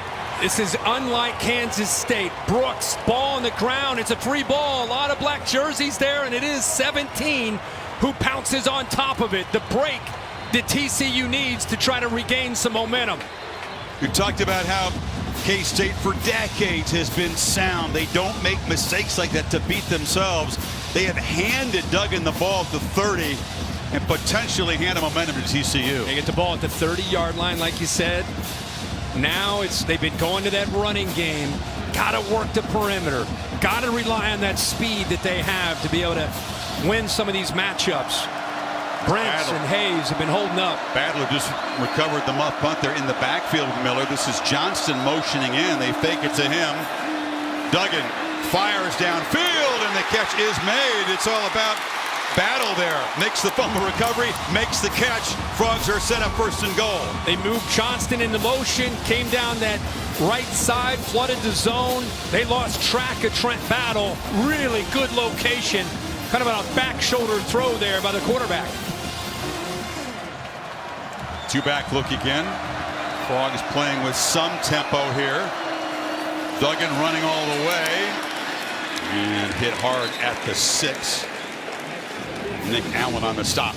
Your first tendency as a defense, they get inside the low red area, inside the 10. You know that Duggan's going to keep it. We saw it earlier when he converted on a fourth down, and now you're seeing it as they make that big pass. They get inside the 10 right away. They go right back to old reliable when they get the numbers to their advantage. It has been tough to run the football in this KC defense this afternoon. Can they punch it in from the 6? Second down. Miller bounces it and scores. And TCU with the takeaway and the touchdown slices into this lead. Been a while since the Horned Frog faithful have had something to stand up and cheer about. Well, you're right about that. The block here by Wiley really helps. Good job of bouncing right there. Good vision. He's downhill. He gets his momentum going and able to break right through that arm tackle of Payne, the freshman. Arm tackles don't work against Not against 33. The big man. They haven't all year, and he scored a rushing touchdown for the 14th consecutive game. Miller has the longest streak in the FBS. But it's the muff punt by Phillip Brooks here. Just the uncharacteristic mistake. Took his eye off the football. It was pounced on by Battle, who made a catch to set up the touchdown run. Game on. Here we Margin go. Back to 4. 9:09 left in the third in Arlington. On an The Dr. Pepper Big 12 Championship on ABC is brought to you by delicious ice-cold Dr. Pepper, the one fans deserve. What a finish last year. Sean McDonough with the appropriately excited call as Baylor stops the Pokes a yard away to hold on to win the conference title by 5 points. Unbelievable game.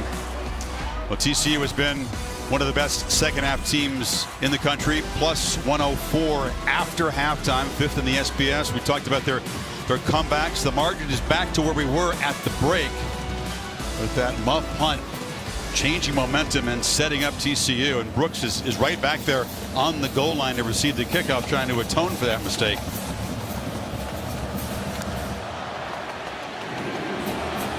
And kick it away from him over to the 3. And running it back to the 30-yard line is Seth Porter.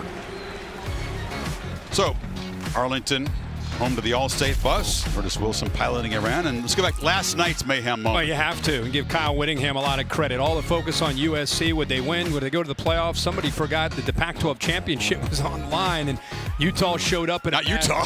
No, I'm saying no. Somebody forgot to talk about the importance of just winning the Pac-12. And, boy, they not only win the game, pull away in dominating fashion. Great to see this team, Cam Rising and company, on their way back to a Rose Bowl, second year in a row, winning the Pac-12. So Kyle Whittingham, one of the most underrated head coaches in college football, with a big win. Reality check for Lincoln Riley and the Trojans, just destroyed in the trenches. This is Phillip Brooks. Again, he's going to be asked to step up and play a bigger role. Makes the catch at the 34. Well, this is you just saw the graphic. This is a team that gets into the second half. And when it happens 5 times that you're trailing and you find a way to do it, you become a confident team. You believe that you will find a way to win a game. And you get a momentum changing play like a dropped punt, muffed punt. You capitalize, you get touchdown. It's a significant drive for Kansas State just to try to regain some momentum that TCU just picked up. Vaughn on second down. Picks his way and leans for a first down to the 40 before Hodges Tomlinson stopped him. BB getting in there, sent it. Tell you, he does such a good job. He can catch the ball. 6'4", 247-pound tight end, but does so many different things for this offense, at times sustaining his blocks and gave Vaughn enough room to get that first down. And they go empty again. Vaughn up top in the slot. Howard looking over the middle. From the pocket, delivers and almost intercepted. Hodges Tomlinson was tracking in front of Sin at that time and had his hands on the football. Well, watch what Vaughn does with the defenders. Watch how many defenders are aware of Vaughn being in the slot and how it opens up the middle. See how they clear out? Linebackers are cleared out. Problem is, Howard's late on the throw. I'm not sure what caused him to be late. There was a wide lane there, plenty of time. He stepped up. He just throws it late and behind Sennett. LT's nephew was one of 3 Thorpe Award finalists to the top DB in the country.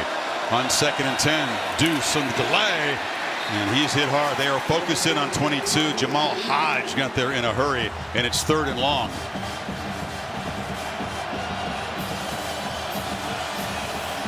Bronx defense a chance to give the football right back to Duggan and build in this momentum. A lot of changes for TCU's defense, trying to bring in Cooper, Horton, trying to bring in speed to get pressure without necessarily having to blitz. Brooks motions over 3 receivers to Howard's left. Winners will come from here. They bring late pressure. Howard chased, runs for the first down. The big man got his legs going and just made the 50 and moved the sticks. Well, they play man-to-man. I thought Winters might come, but he actually stays in coverage.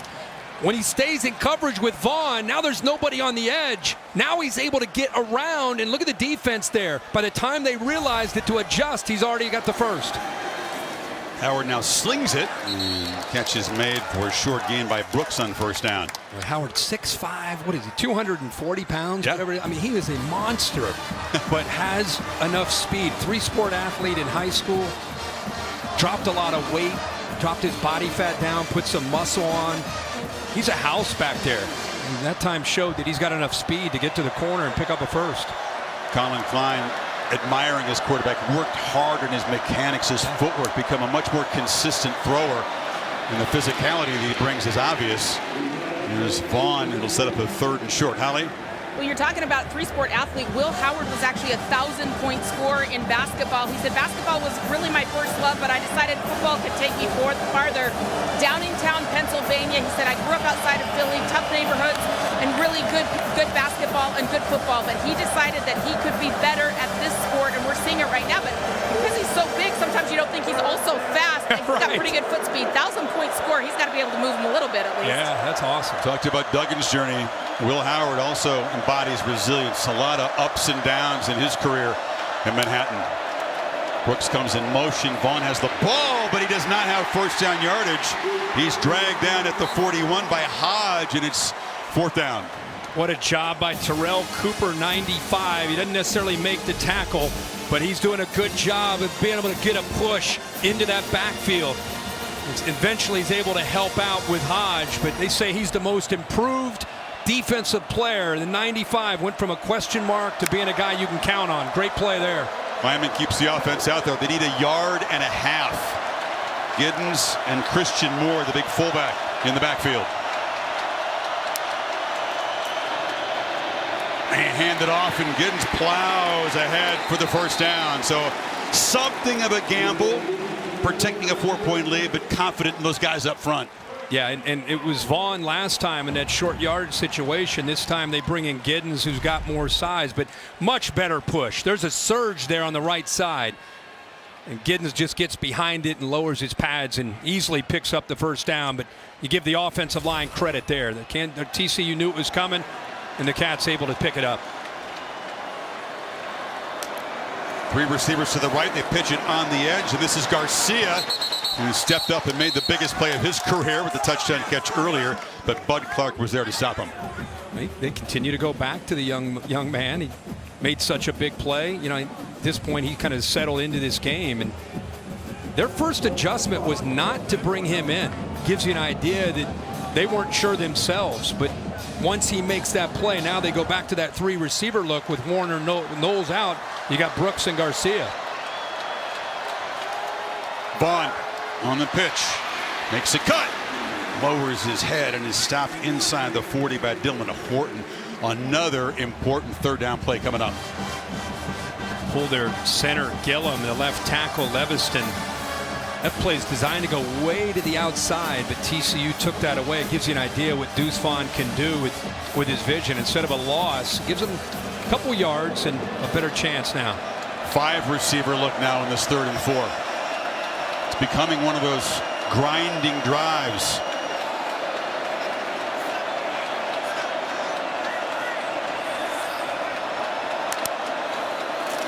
Pressure. Howard. He'll be sacked back at the 46.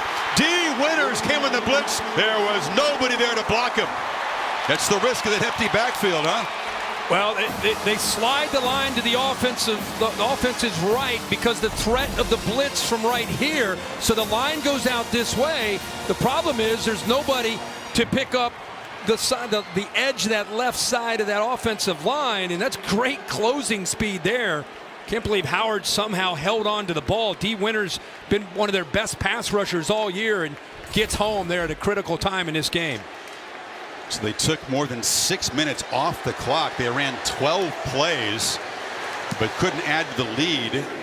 Zentner just kicks the point of the football, and the coverage team, tremendous teamwork. Did they keep it out of the end zone? The officials are going to talk about it. Now they're signaling touchback. The ball just has to break the plane. Let's see if it does here. It's Garcia down there doing everything he can, but it looks like the Dr. Pepper pylon cam is going to show that ball did come across the line there. Forget the feet, it's where the ball is, and it looks like it did break the plane. Yeah. Horned Frogs will take over, still down 4. Just build a new ballpark, why not? It's nothing wrong with the old one, but let's build a new one. We got the land. Goodyear providing aerial coverage, celebrating the challenge of road games everywhere. Are you ready for the road? Goodyear, more driven. It's a little warm there in July, though, right? Okay. If you're that soft, you can't win a baseball game. Hey, Coach Corso, who picked Kansas State, hanging out with Holly down there. Holly, tell him keep coaching. He's trying to coach him home. Play fake on first down. Duggan wanted a downfield shot. Will launch for Johnston. He's wide open. Quentin Johnston collects it and is tackled at the 29 by Josh Hayes.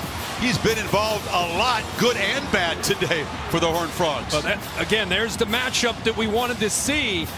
One-on-one, and Brents this time gets lost. What a severe hit on Duggan as he releases the ball.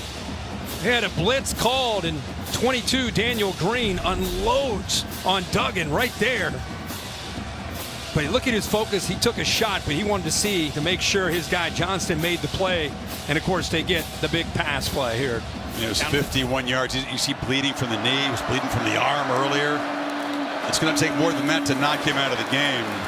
Kendra Miller barrels forward. Johnston, a couple of big plays to go along with the fumble in the first half. And off to the right is that matchup, 6'4" against 6'4". But this time, Julius Brents, really for the first time we've seen him out there downfield, just gets lost there in coverage. Great adjustment by Johnston on the football. Not sure why he lost focus on Johnston. He just left him. Yeah, completely 30 yards downfield. DeMarcado, they fake it to him across the middle. The slant is broken up beautifully. It is Jacob Parrish, the true freshman, stepping up. Next man up mentality, makes the play.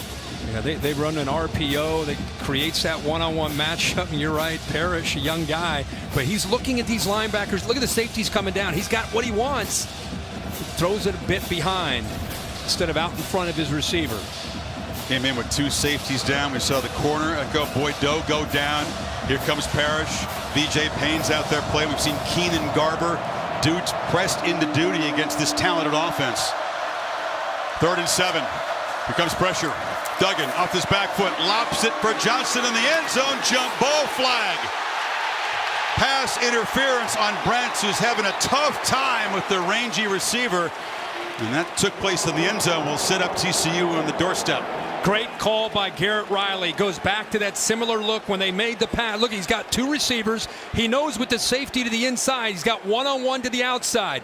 Why not go to your guy? Put it up in the air where he has a chance. And Brents, again, He's beaten on the play, loses, never sees the ball, so is forced to grab Johnston and bring him Pass down. interference. Defense number 23. 15-yard penalty. Automatic first down. It's their first penalty of the afternoon. Perhaps saved the touchdown. But Brents is starting to be picked on here.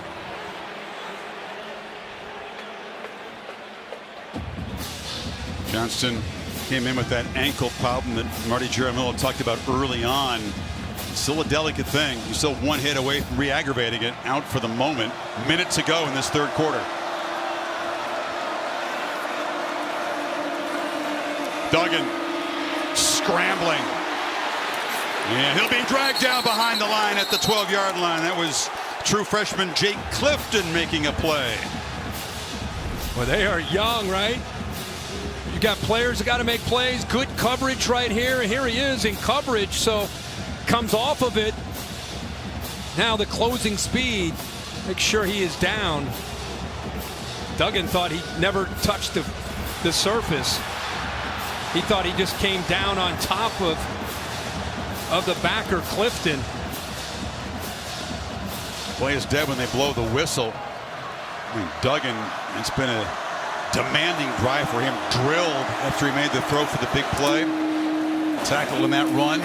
DeMercado works his way, but it's going to be another third and long. Let's see if he did, in fact, Duggan came touch the ground. Yeah, his backside. Yeah. Sold it pretty good. So, TCU, perfect season on the line. Big 12 championship on the line. The final quarter in Arlington coming up. 4-point Kansas State lead. Back after this message and a word from your local ABC station. Well, Grapevine, Texas has been made famous by the CFP Selection Committee, which meets about 20 miles away from the stadium. And they are looking into the beginning of Championship Saturday here. Of course, the exclusive reveal of the final bracket and all the New Year's Six bowl games tomorrow noon Eastern time. Available on the ESPN app as well. Is TCU in even if they don't win? That is the question of the moment. 3rd and 7. Another 3rd and long for this offense. Only converted one of these today. Duggan under pressure immediately launches for the end zone. Intercepted. The pressure forced a terrible decision, and Julius Brents, who's had a rough quarter, makes the pick. How fitting. We keep previewing and talking about this matchup. I'm going to tell you what happens is you get pressure here, and that affects the matchup out here. Duggan senses and feels that blitz. Nobody picks it up, so he's falling away as he throws it. When you fall away as a quarterback, unless you're Josh Allen, it's going to affect your accuracy. He underthrows it. Clearly would want to put it up into that back corner where the 6'4" receiver can go up, climb the ladder, and make the play. But because of the blitz, Duggan can't get anything on it. It's Austin Moore making another play. Uncharacteristic for Duggan. Only his 4th interception of the season, a costly one. And the Cats back to work in the 4th quarter, protecting a 4-point lead. It's Vaughn fighting hard for 1.5 yards. You know, the pressure of the moment. You think of Duggan as being so poised and so calm and confident in these moments, but he definitely pressed that time. He did, and you know, that blitz from Moore, that's a play that should not get overlooked because it's a great job. That matchup is fun to watch. Brents against Johnston. Johnston's won his share. Brents early was making plays. This time he takes advantage of that poorly thrown ball, but again, that linebacker blitz caused that. 3rd big play Austin Moore has made today. And 2nd and 8, the Cats figure to use as much of the play clock as they can.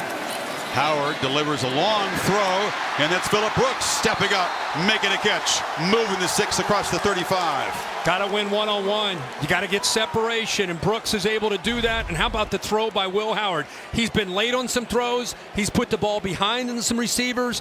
This one, perfectly thrown out in front, where Brooks is rewarded for that route with a nice job of getting the first down. Duggan disappointed with himself, hoping he'll get a chance to engineer another late comeback. But can the Cats stretch the lead here in this possession? Vaughn makes a cut and is wrestled down. A solid first down gain. Banks got him, but he picked up about 7. This play is designed, right? Outside zone. They want to get this ball out here. But watch the vision here by Deuce Vaughn. That ball, because the job this defense does of setting the edge, he's got to come back all the way. That's why those blocks on the backside are so important. You just never know where that play might end up. And that time, Deuce Vaughn takes advantage of the back door. Vaughn's had to earn his yards here. He's been held under 4 yards a carry. But some key moments. Now the two-back look. Keeper. Howard. Into TCU territory. Another first down. Boy, good job by Colin Klein mixing this in. That defense collapses down, of course, on Deuce Vaughn. Not expecting this from the big man at 6'5", 240 to pull it. They're sprinkling it in just enough. At the right time, the defense falls asleep. Good call by Colin Klein, and Howard with the execution. That's right. They're sprinkling it in tactical runs by this big quarterback. Big moments of the game.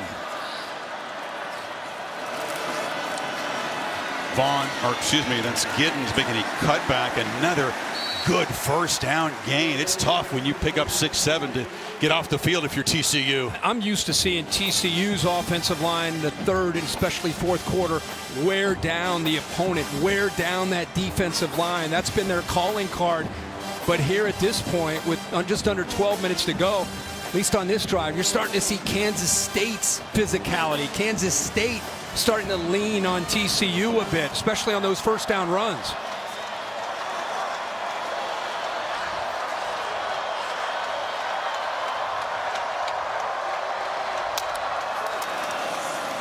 Vaughn gets the edge. Deuce Vaughn in the clear.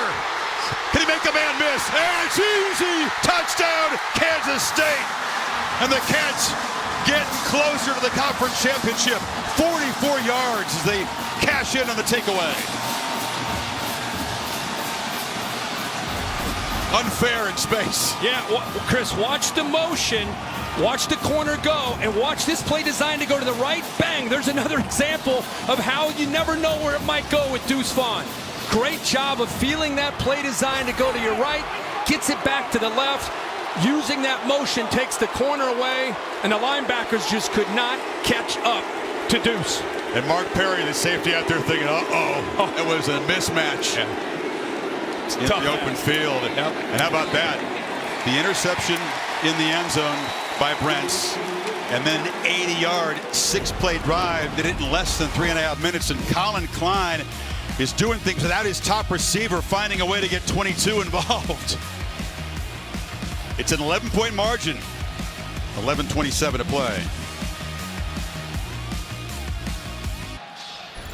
Look for the all-time K-State legend and the current star here. Man, it reminds you so much of Terrence Sproles. And Sproles with those big shoulder pads in a Big 12 championship when they upset Oklahoma. And Deuce Vaughn, who he grew up idolizing and loving, and to have a chance to make some plays tonight in this Big 12 championship is pretty cool to see.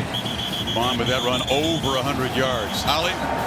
Well, guys, what an incredible full circle moment for Deuce Vaughn. Grew up idolizing Darren Sproles, inspired by him to keep going on this journey. And he said, whenever you get compared to a great player like that, it's something you definitely take to heart. To be compared to him is humbling. I'm honored to be in the same conversation or sentence with him, but more importantly, the inspiration that Sproles provided for him at a critical point in his life of you can do this.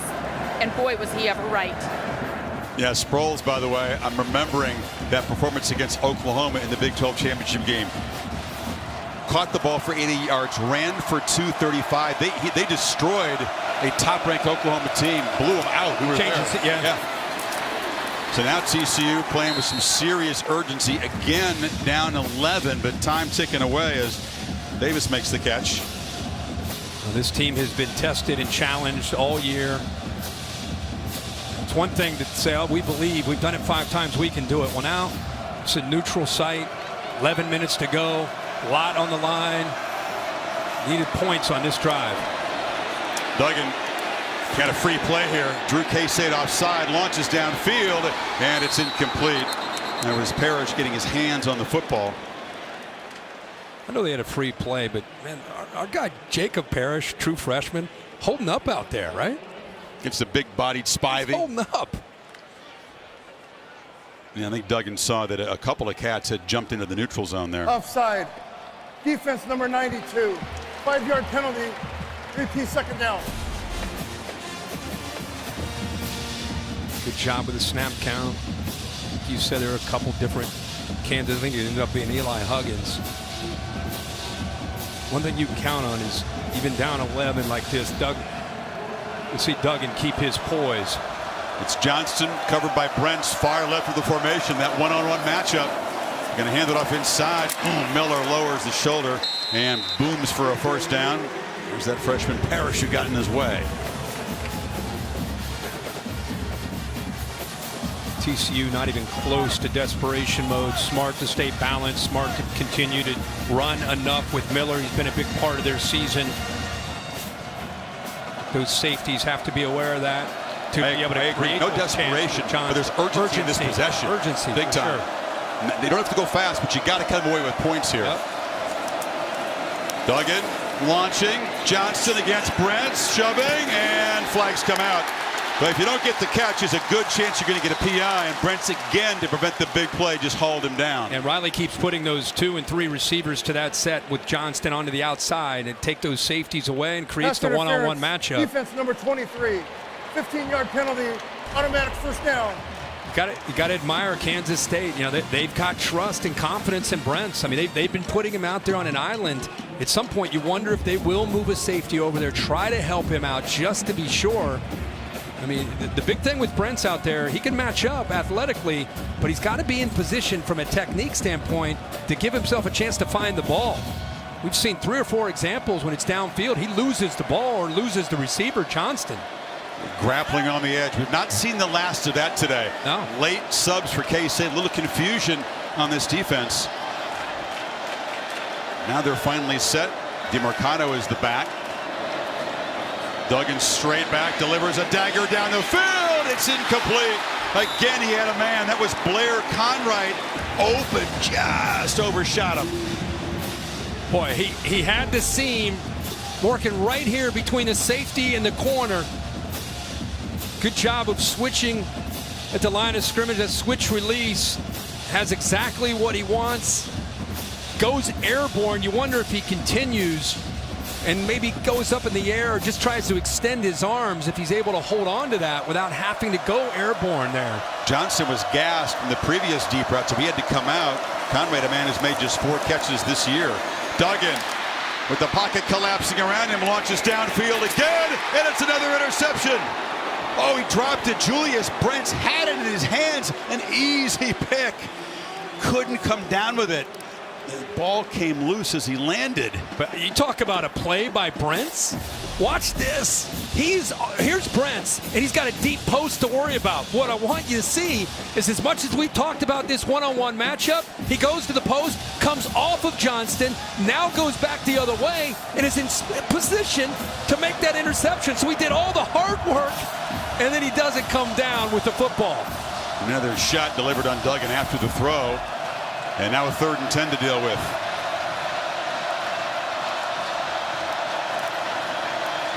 Across the middle. That's way too high for Darius Davis, who was not open. And now it's 4th and 10 from the Cats 46. Offense staying out there. Duggan really frustrated with himself. And I think it's just been one of those days. You know, Duggan always a consistent, accurate thrower. You know, that's anger and frustration with himself, not the receivers. Got to shake it off here.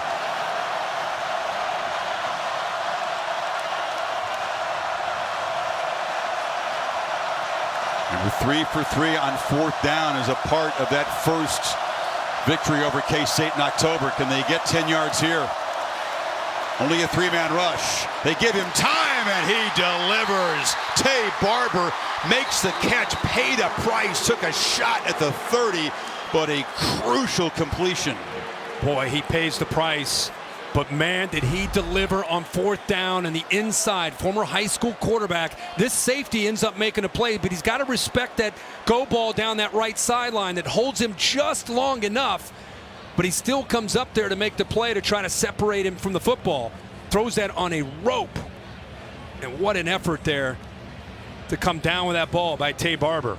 So Barber laying it on the line, but Payne delivering the shot. And we'll step aside by the look at the receiver. The Dr. Pepper Big 12 Championship on ABC is brought to you by delicious ice-cold Dr. Pepper, the one fans deserve.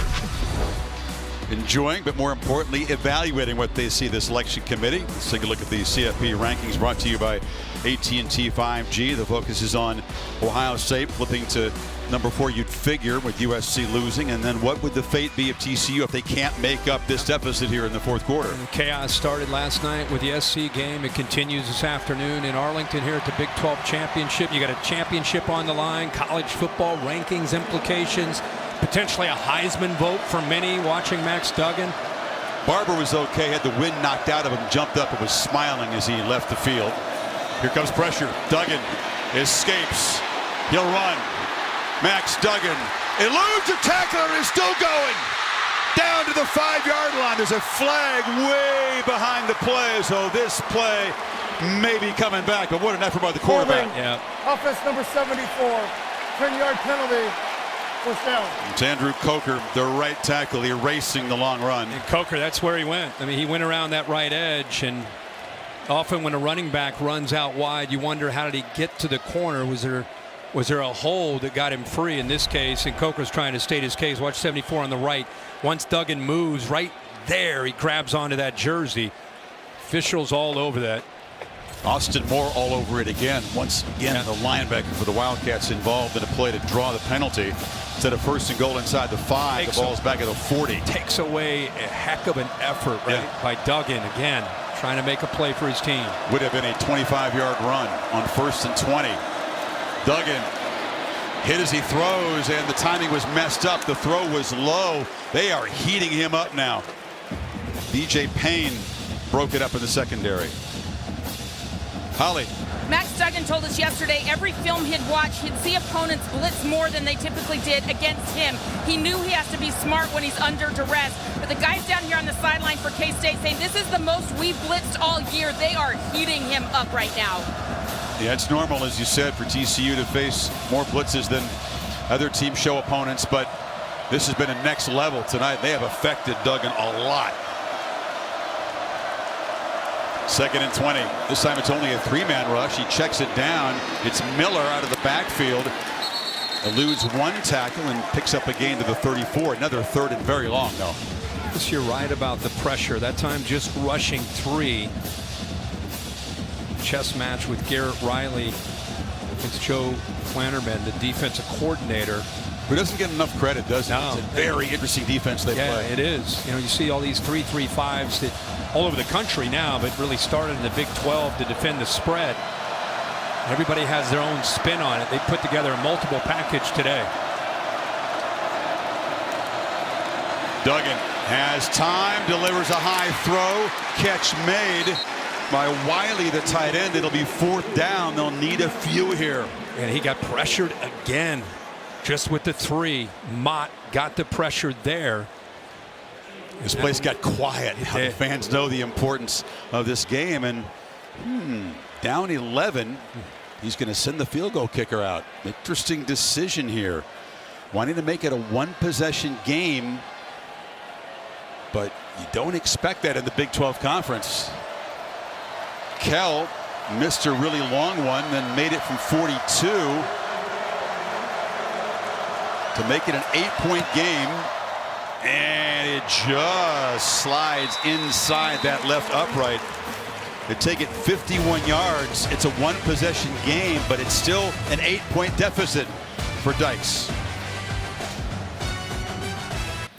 Over on ESPN tonight, UFC from Orlando. Who do you like in the welterweight main event? Stephen Wonderboy Thompson, who's about 40 years old, against Kevin Holland. I'm probably going to go Kevin Holland. A young guy? Yeah. 7 o'clock. Come on the air. Main event at 10 o'clock on ESPN. They really like that thing there. Huh? It's been a Hypno-Toad. You're not sold yet on it. No, I don't. I haven't spent a lot of time on it, so I don't know about it. I mean, I've heard about it a lot this year. Brooks had the muff punt earlier. His kickoff return back to the 22. Back in exactly 8 seconds, but a word first from Ram Trucks. Ram trucks built to serve. Talked about TCU's comebacks. K-State's one of the toughest teams to come from behind on. The Horned Frogs did it once in October, but since then, 15 points total allowed by this K-State defense after halftime. Now TCU's managed 10 today. Got to get the football back here, though. And the last time Howard and the Cats had the ball, it was about their running game and winning up front to give Deuce Vaughn lanes to run in, and he hit the big one. Warner in motion. Vaughn's got it again, and they are just flying downhill. They swarm the talented tailback behind the line of scrimmage. Good job up front. Like you said, these guys are expecting run. Linebackers are shooting. D linemen slant and angle, trying to hit a lane there where they're able to get upfield. The big freshman Williams makes the play, but you can see those backers led by D Winters. They are getting downhill in a hurry. And what does Colin Klein do? Does he try to sneak the tight end out? Does he involve Brooks or maybe Vaughn as a receiver? Play action, throw the ball behind those backers. You throw it over the middle, and it's Brooks making the catch, and he's spun down right near the marker by Bud Clark. It's first down. That's your answer. Watch the reaction of these backers because of Deuce Vaughn, and you got a pulling tackles pulling. Watch the linebacker. I mean, we talked about how they're getting downhill. Here's your answer. If he's going to move like that, it creates a great throwing lane. So good job not waiting to third down to make a pass call. This time they attack on second. Yep, and every first down they make, they get closer and closer to that Big 12 championship trophy. Vaughn spinning and grinding for about 6 on first down before Banks wrestled him down. I'm convinced they can't see him. Honestly, those linebackers, they can't find him. When he's delayed like that and he gets behind those 300-pound linemen, keep in mind he's 5'6", 175 pounds. Now he runs physically, but I think he gets behind there, and by the time he shoots around one of the corners, he's too quick and has too much momentum. Those backers lose it. No hurry. You see Howard check the sideline. They figure to milk as much of the play clock as they can every snap. They snap it at 7, and once again, Vaughn is swarmed behind the line. That was Mark Perry who came in, and it sets up a 3rd and long. That is an incredible play there by Mark Perry of taking on the block. You got 2 backs in the backfield, and watch him come up right here and deal with the block there by Giddens and get off of that block, keep that outside shoulder free, and then make that tackle for a loss. Big moment here. Can the Cats keep the drive going, keep working on that clock? They need 6 on 3rd down. TCU desperate to get the football back.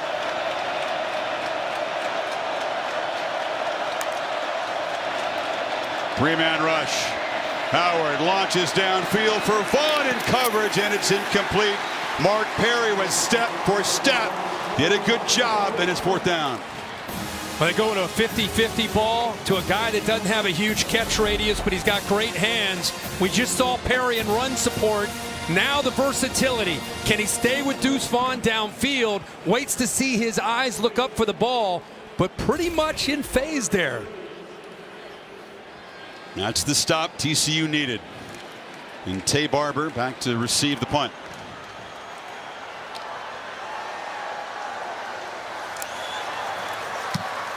It's a good boot by Zentner. Barber retreats and makes the fair catch at the 15. There's a flag down back at the line of scrimmage. It's 4th and 6, keep in mind.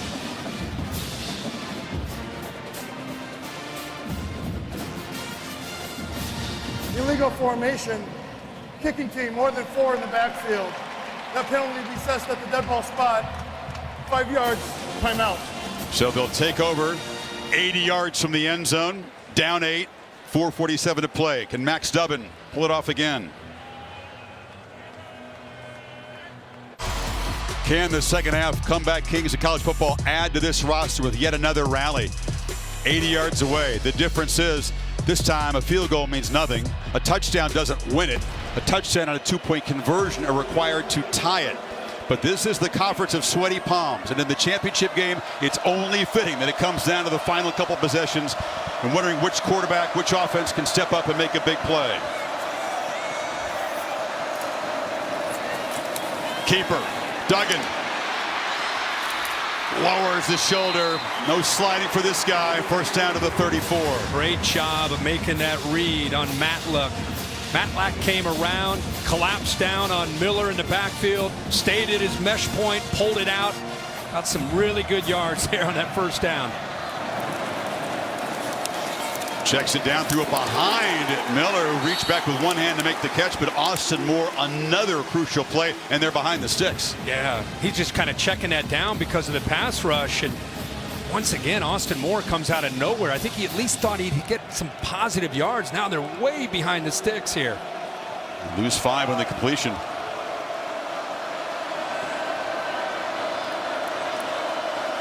Those shots downfield against Brents. You show pressure and bring it. It's picked up. Lofted downfield to Johnston. Incomplete. Good coverage that time. Brents one more time. Matched up on the edge. Lost his helmet, but able to break it up. Well, there it is. We just thought we might see that. They've been going downfield. I think Brents gets his right hand in here to knock that away. Prevents Johnston's right hand to be able to get his own arm up to make the catch. If you go frame by frame, that would be pass interference. But in real time, Bill, that's a hard one to see. I thought that was a good effort by Brents. Just a shade early with that arm, wasn't he? But you're not going to see that called too often. Real time. Brents is off the field now. Had to step off for a play, losing the helmet. That gives Duggan the chance to walk over and have a conversation with Garrett Riley. Couple plays to get the 15 yards.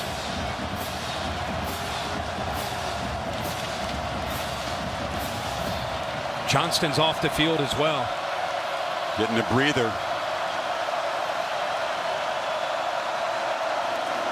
3-man rush. Duggan flushed.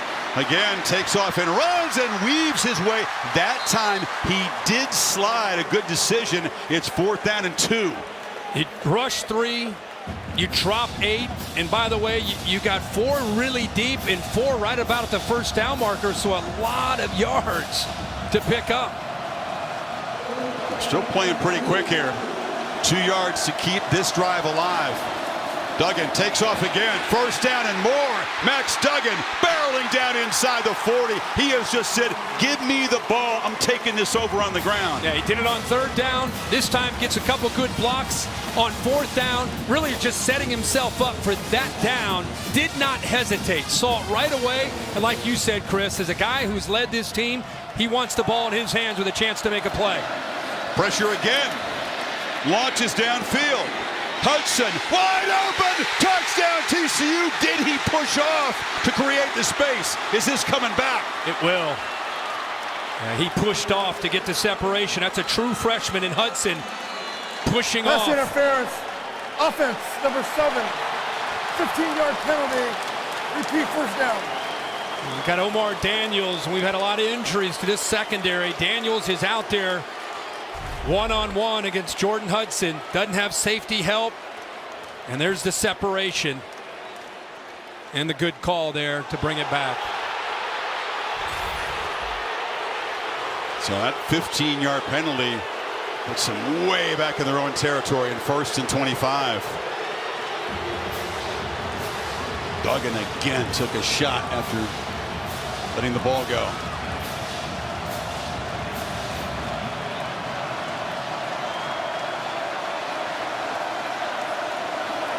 DeMarcado, and they run it on 1st and a mile. He fights back into K-State territory. Crowd still frustrated by that call.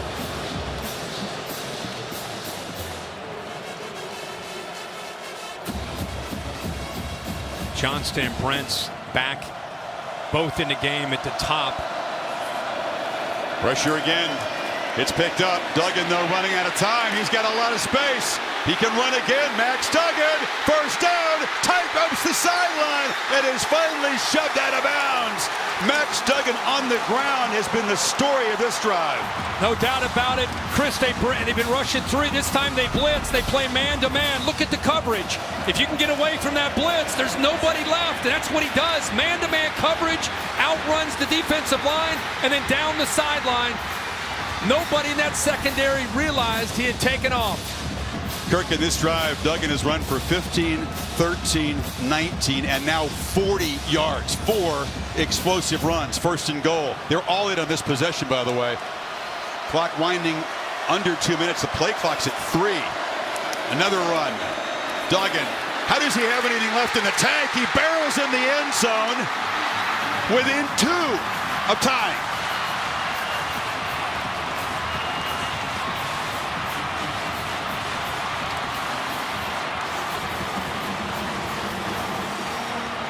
Unbelievable effort by the quarterback in that position. He's so gassed, they should spend a timeout before the 2-point conversion here.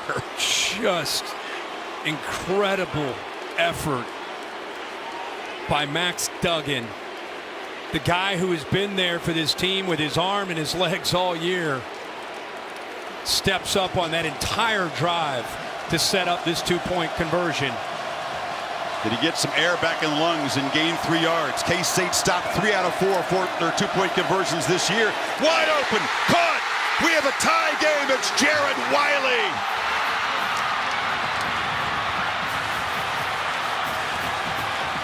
And Duggan can barely make it to the sideline. He's pushing away teammates to try to congratulate him. What a drive. This is a monumental drive, a historical moment in TCU football history, and a play and a drive we'll never forget by Max Duggan. Like you said, Chris, after that long run, does he have anything left? Is he just going to go down? No, great blocks into the end zone. He is gassed at this point. They don't use the timeout. They come back, and the 2-point conversion to Jarrett Wiley, crossing route. Somehow they lose him on the right, 19, somehow in coverage. I don't know if they have their eyes on Duggan as a runner, but look at that. Just nobody stays with him. An easy decision, and Max Duggan has to get helped off the field. Is that a Heisman moment? I mean, you saw Caleb Williams brilliant all season long. Even in a loss, he played pretty well. He was a warrior down to the end. Duggan responding with a warrior-like performance. And we have perhaps some extra time here in Arlington to decide the Big 12 Conference Championship. When was the last time you watched a drive like that, and at the end of it, he can't walk off the field? He's on hands and knees in the end zone before the 2-point drive. And after the 2-point, you got guys, his linemen, and everybody walking him off and taking him to the sideline. I'm with you, man. We've done this a long time. You have rarely seen a quarterback take over a drive like that as a runner. Here's Brooks. And Phillip Brooks has some space, and he's tripped up after a dangerous-looking return at the 35. So the Cats back in business now. Minute 45, all 3 timeouts. Wow. Unbelievable, man. I think you and I want to catch our breath with Max Duggan. First that zone read to kind of get him going here. This guy just had a look in his eye. He was not going to be denied. Scrambling, design run. This is the big one. Right away, sees that he can get the first down and picks it up. Then the blitz, they try to affect his timing and rhythm. They come after him. They play man-to-man, so there's nobody there to pick him up. Yeah, can Deuce Vaughn answer? They've been keying in on him. The obvious choice is a top weapon here. Solid first down gain. Stays inbounds, clock still running. He's still trying to collect it. Somebody give my man some oxygen down there. That was heroic effort. Over 100 yards rushing. By the way, he's been beaten up with their pass rush. Howard backpedals and tried to maybe get Vaughn in a wheel route. Has to throw it away, and it's 3rd and 4. They don't convert here. Duggan, if he can, will take the field and try to win it in regulation. They had vertical routes downfield. Deuce Vaughn was just a check down, but good job by D. Winters taking him away. What does Colin Klein call here? What can Will Howard produce? Empty backfield.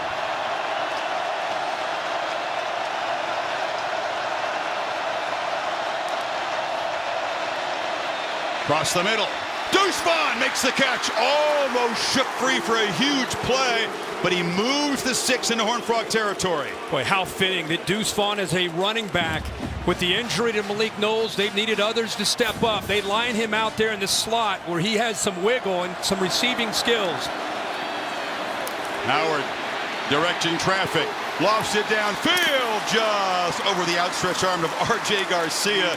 Young man who has stepped up and contributed today with a touchdown catch. Just off his fingertips. Howard not hesitant at all to go to the young man after the play he made earlier. Like he may have slowed down a bit on this route, but look at his throw. Just off his fingertips. Set up this second down. This battle has been what we expected. Not great has it been. Two tough, resilient teams. A very even ball game. Dead even in the final minute here. Howard backpedaling. Still backpedaling. The screen wasn't there. And he just spikes it in the ground. Jamal Hodge pressured him. Crowd wanted a flag for the hit after the throwaway. Just a little shove after that play. A good call with it. No call. But a good job by TCU's front. Taking that away. Trying to get into field goal range. He's as calm as can be when you and I and Holly would sit down with him on a night before a game. But man, in the middle of the game, he's a warrior. Ty Zentner is an excellent field goal kicker. He's reliable with pretty good long range, but they're going to have to get the ball. Perhaps not quite a first down. They could give it a go from 56, 57 if they can get the ball another 8-7 yards here. Zentner came in the Oklahoma State game, and he's 8 of 8 since then, and I think he's long of 53. So go to the ESPN app for live coverage of the Dr. Pepper Big 12 Championship Game trophy ceremony. Holly will preside over that just after the game. But who's going to be? And will it be overtime to decide it?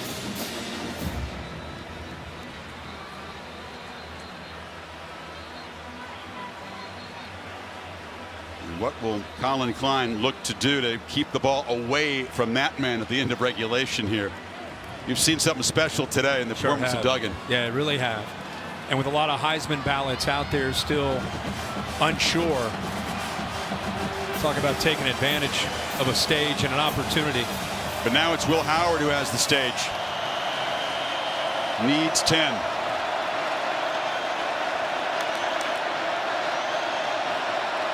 Get Deuce Vaughn in the slot here.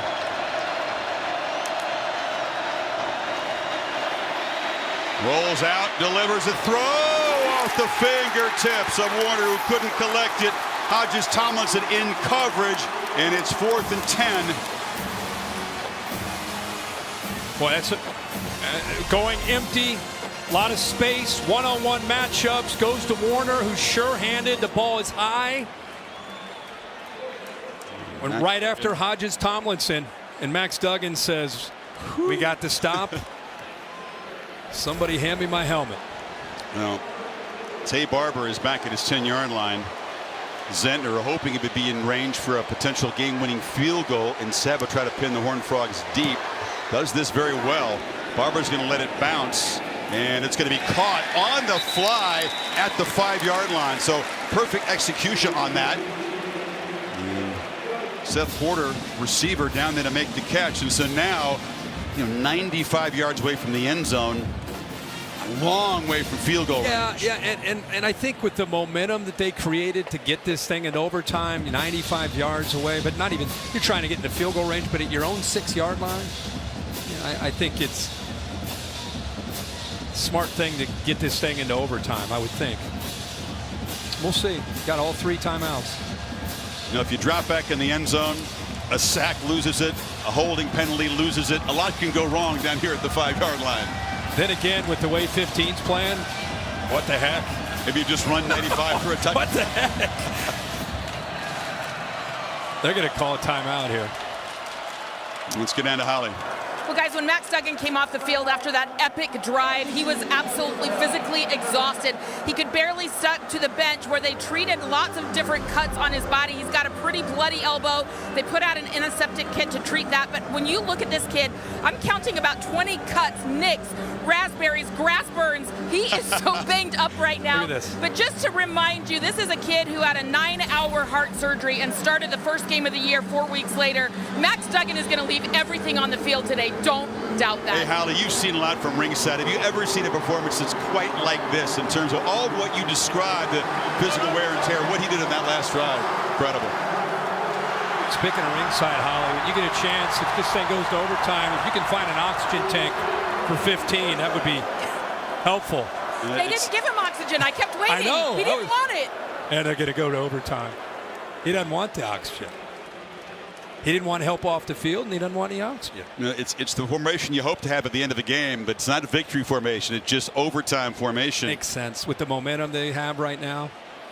And you know what? With what's at stake here, the way these teams have competed, whether or not TCU needs this to get in the playoff or doesn't, that's really secondary, right? Yeah. They're battling for a trophy and a championship. And this, of course, is going to go to overtime here in Arlington. What a battle for 60 minutes. And now beyond.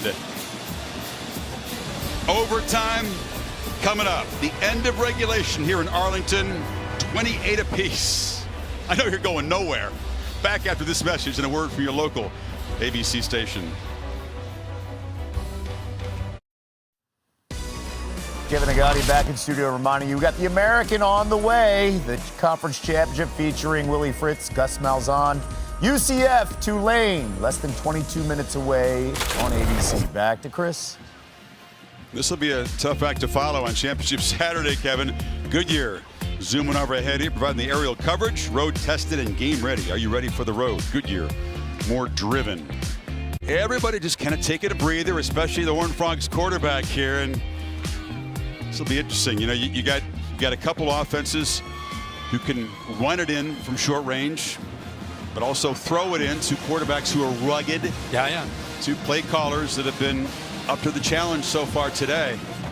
It's been refreshing to watch these two teams compete, and especially these quarterbacks. You know, we live in an era with quarterbacks. They specialize at a very young age. They work on mechanics and learn so much about how to come in ready to play in high school and college. Today, you're seeing what quarterbacks are really all about. Playing with a lot of heart, a lot of toughness, making the players around you better. That's what quarterback playing is all about. Adrian Martinez, injured, of course, hopes to return for the Sugar Bowl game. Was out to rep K-State on the coin toss here.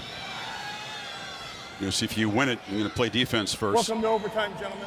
Congratulations on a great ball game so far. Here are the rules for overtime. Each team will get one timeout. There will be no carryover for each timeout. If we play the first overtime and we're still tied, we'll go to a second overtime.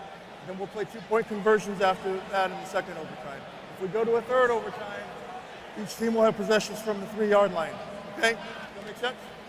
Okay, here's our coin. Blue side's heads, red eagle is tails. Blue side's heads, red eagle is tails. Adrian, it's going to be your call. What's the call going to be? Tails is the call.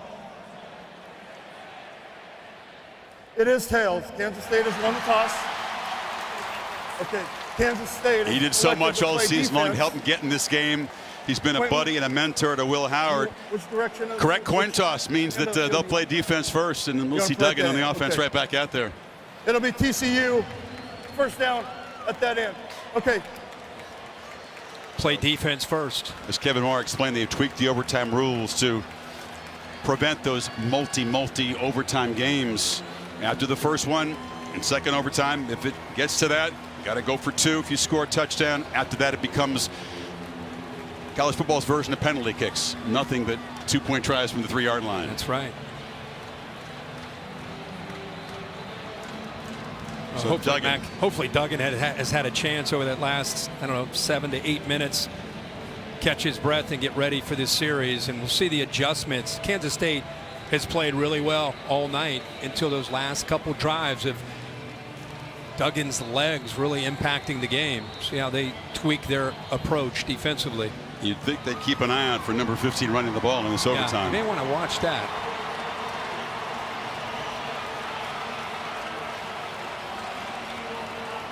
A fitting ending to a tremendous season of drama in the Big 12 Conference.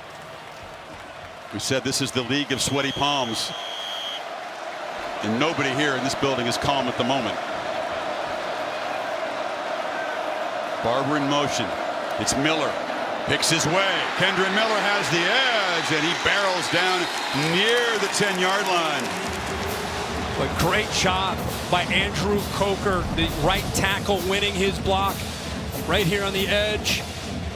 He got called one time for a holding call. This time, clean block, and there's Miller with that bounce. You know, he's a big physical back, but has that lateral quickness.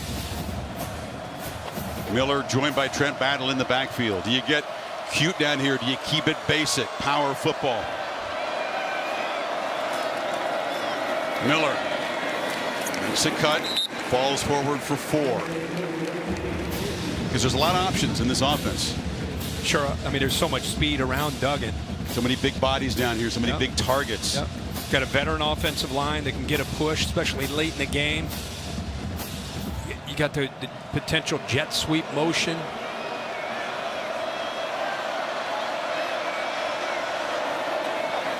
Kind of a weird start to the play. It's Duggan rolling, makes a cut, stretches. No signal. They'll spot him short, just short of the goal line. That was a funky start to the play. Nobody looked ready. No, the two backs didn't even know what happened. They didn't know the ball was snapped, and it's like a backyard football play. Again, the toughness of this guy. Duggan stretches, knees are... It's the hip that landed first. The ball was stretched out as his hip landed. Watch the elbow. Did he break the plane? Elbow down. The tip of the football's right on the plane, though, Bill. Forearm down, eye of the ball short. They've shot him way back at the 1 yard line, not as close to the goal line. The play clock's winding down. They'll have to spend the timeout here. Somebody said, wait a second. We were taking a look at that play. He wasn't sure if it was a touchdown or third down. Yep. And they didn't stop the play clock. So it wasn't officially reviewed. Let's take another look at this. This was a weird play from the start. This is what you saw. Watch this. The backs, both these guys, Battle and Miller, watch the ball snapped. Even some of the linemen, the linemen are on it.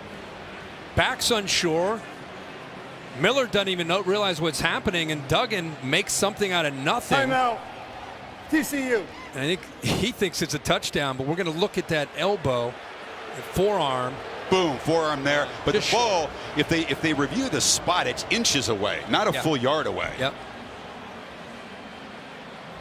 And Bill, can they correct that in this timeout, in this dead ball? This is a pretty crucial spot. Every inch matters down here. They might do it through the O2Os unofficially, but not officially. Max says, thought he got it. Head on the carpet, just giving every ounce of energy and somehow TCU finding reserves. Challenge the ruling on the field of a runner being down. So they challenged the ruling. So if the ruling is that he's short, can they respot the ball, Bill? That's I think what TCU fans are wondering here. The ball can be respotted with this. Yes. Yeah, so they could earn a couple feet. Yeah, it's pretty clear. You can see it. It's in relationship to the goal line or a first down. You can do that. I mean, right now, like you said, Chris, it's just inside the 1 yard line. But you see this right there. I mean, it's 8-inch line, maybe. Maybe less. Yeah.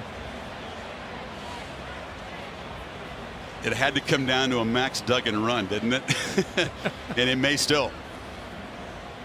And it's going to be 3rd and goal. What an effort! We think it'll just be inches away. It's not just the numbers. It's not just the plays that he's made.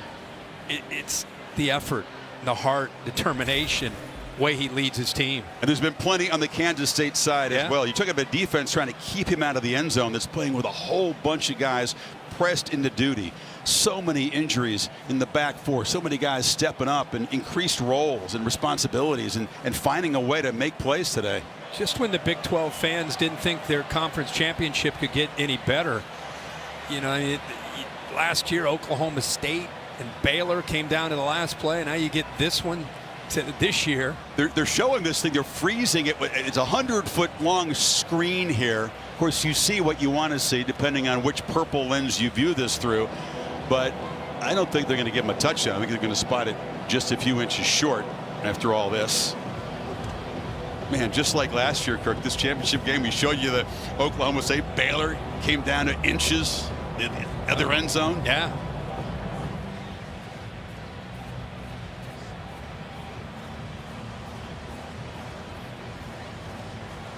They're checking this out methodically. Brad Van Vark is the replay official. in conversation with Kevin Marr.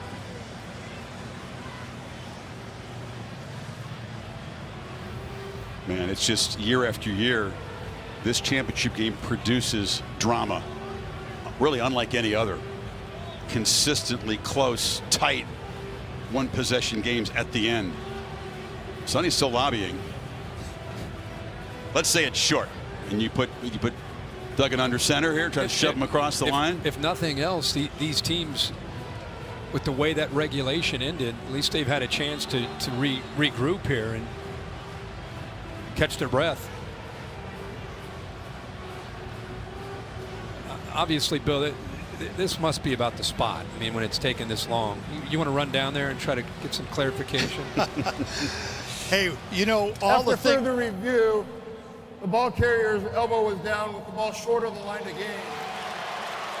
It'll be third down. The ball will be inside the 1 yard line. Yeah, well inside. So the Horned Frogs, who were down 11 with 8 minutes to play in the ball game, will try to take their first lead since the first quarter when they scored to jump in front 7-0.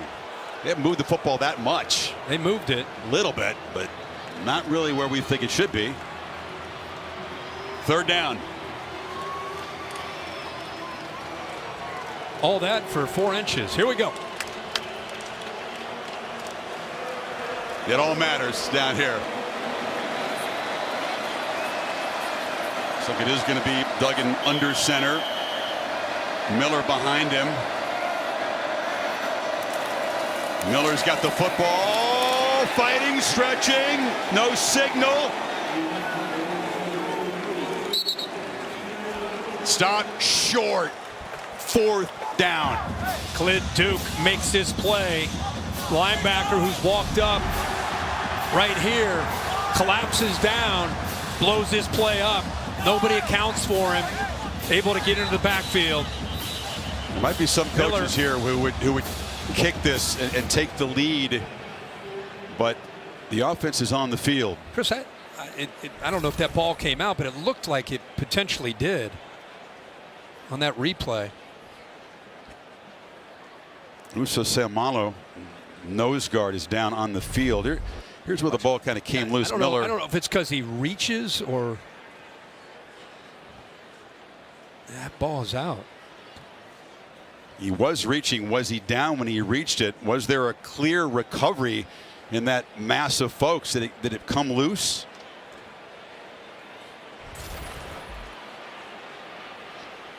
Replay booth has a chance to check that out. That shot from up above, if he's not down, it appears he broke the plane. Can you tell if he's landed on bodies or the field at that point? It's difficult. That's the thing that'll be the key issue. So you think he may have broken the plane before he lost the ball? And I think he got it back anyway. It was a pile of bodies, but what? Let's see. Keep an eye on the football. There, and the ball's out, but somehow he got it back. There's a couple things in play. Right there, Bill. Is that you think that's the maybe he breaks it there? On that reach, it appears. Now, again, we could be a little deceptive because the camera's behind it. It could push it forward. There's the stretch. But on that stretch there, it appears part of that ball may have broke the plane. But you're right, though. The camera angle is not directly on top of the line. And there he is with the ball. So is that indisputable video evidence? That's your department. Bill, this is why you're up here, my friend. You're supposed to provide the answers of the questions. You keep putting me on the spot. Yeah, I don't have indisputable video evidence. My gut says it's a touchdown, but I don't have indisputable video evidence. And at this point, they're not looking at this, so it's. I guarantee you, they were looking at it. Seumalo helped off the big fella, but that is as tough as it gets after this physical battle to fight for every last inch down here at the goal line. And TCU putting that perfect record on the line here. Fourth down.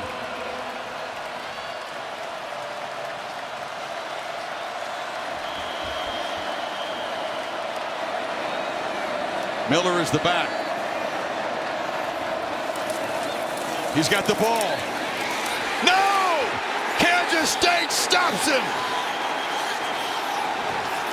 K-State's defense rises up on the goal line and denies Miller.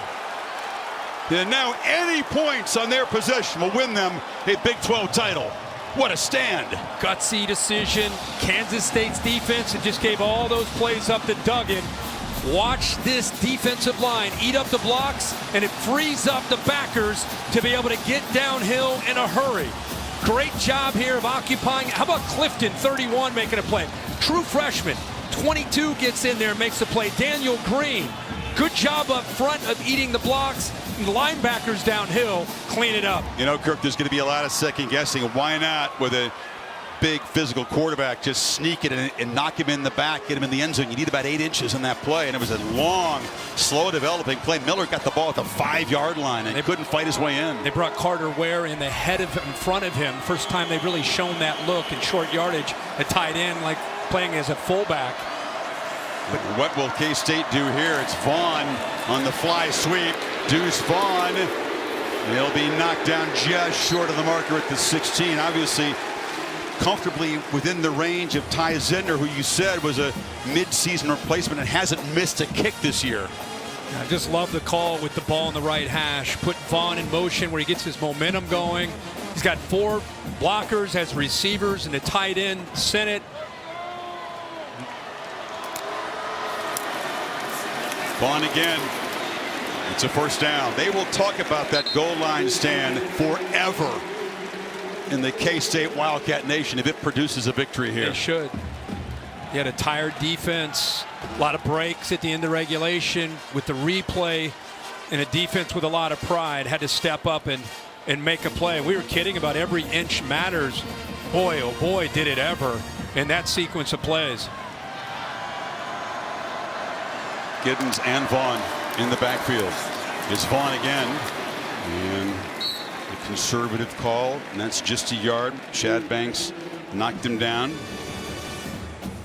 You know, see what happens at the end of this game, and you know, we can speculate all we want. You know, right now it's about winning a Big 12 championship, but there are people watching all over the country who are not Big 12 fans but want to see what's happening to number 3 TCU and what will happen if they lose. I think they're safe. I think you and I have said that a lot today. Keeper Howard knocked down inside the 10. Of course, they don't feel that way in Tuscaloosa, Alabama. The Crimson Tide are the team that figured to be sitting on the bubble. 2 losses by 4 points in tough environments. But TCU has been so solid throughout the season. The resume is sparkling. Yeah. 5 wins against ranked teams. Michigan, Georgia each have 2 of them, by the way. I just think with USC losing last night, you know, TCU's season that they've had for 12 games, you know, if they came into this game and competed the way they have today, it may affect the seeding, but it's not going to affect whether they're in or not, at least in my opinion. And it's a very safe keeper. Howard just goes over, gets the ball in the middle of the field for Ty Zentner, the senior from Topeka, by way of Butler Community College. Comes out there with a smile. He does the punting, he does the kickoffs, and most importantly, he does the field goals. And the guy who was given a chance mid-season when that was a very shaky area for K-State comes out here to give Kansas State a Big 12 championship. Dead center, 31 yards out.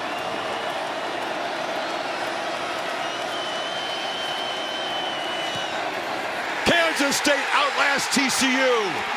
And they are Big 12 champions for the first time in a decade.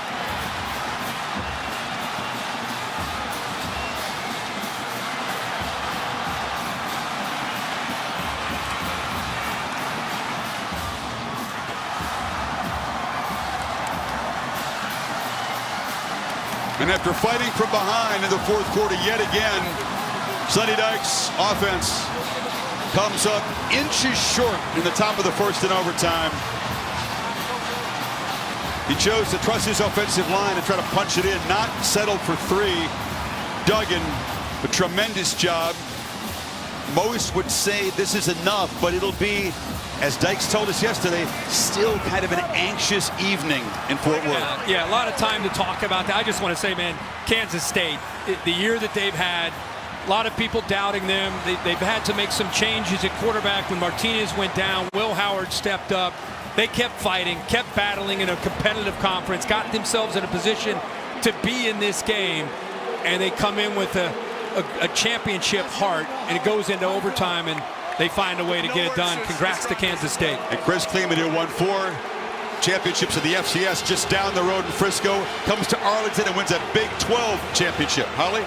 So, Coach Kleiman, this was a difficult, tough, physical game.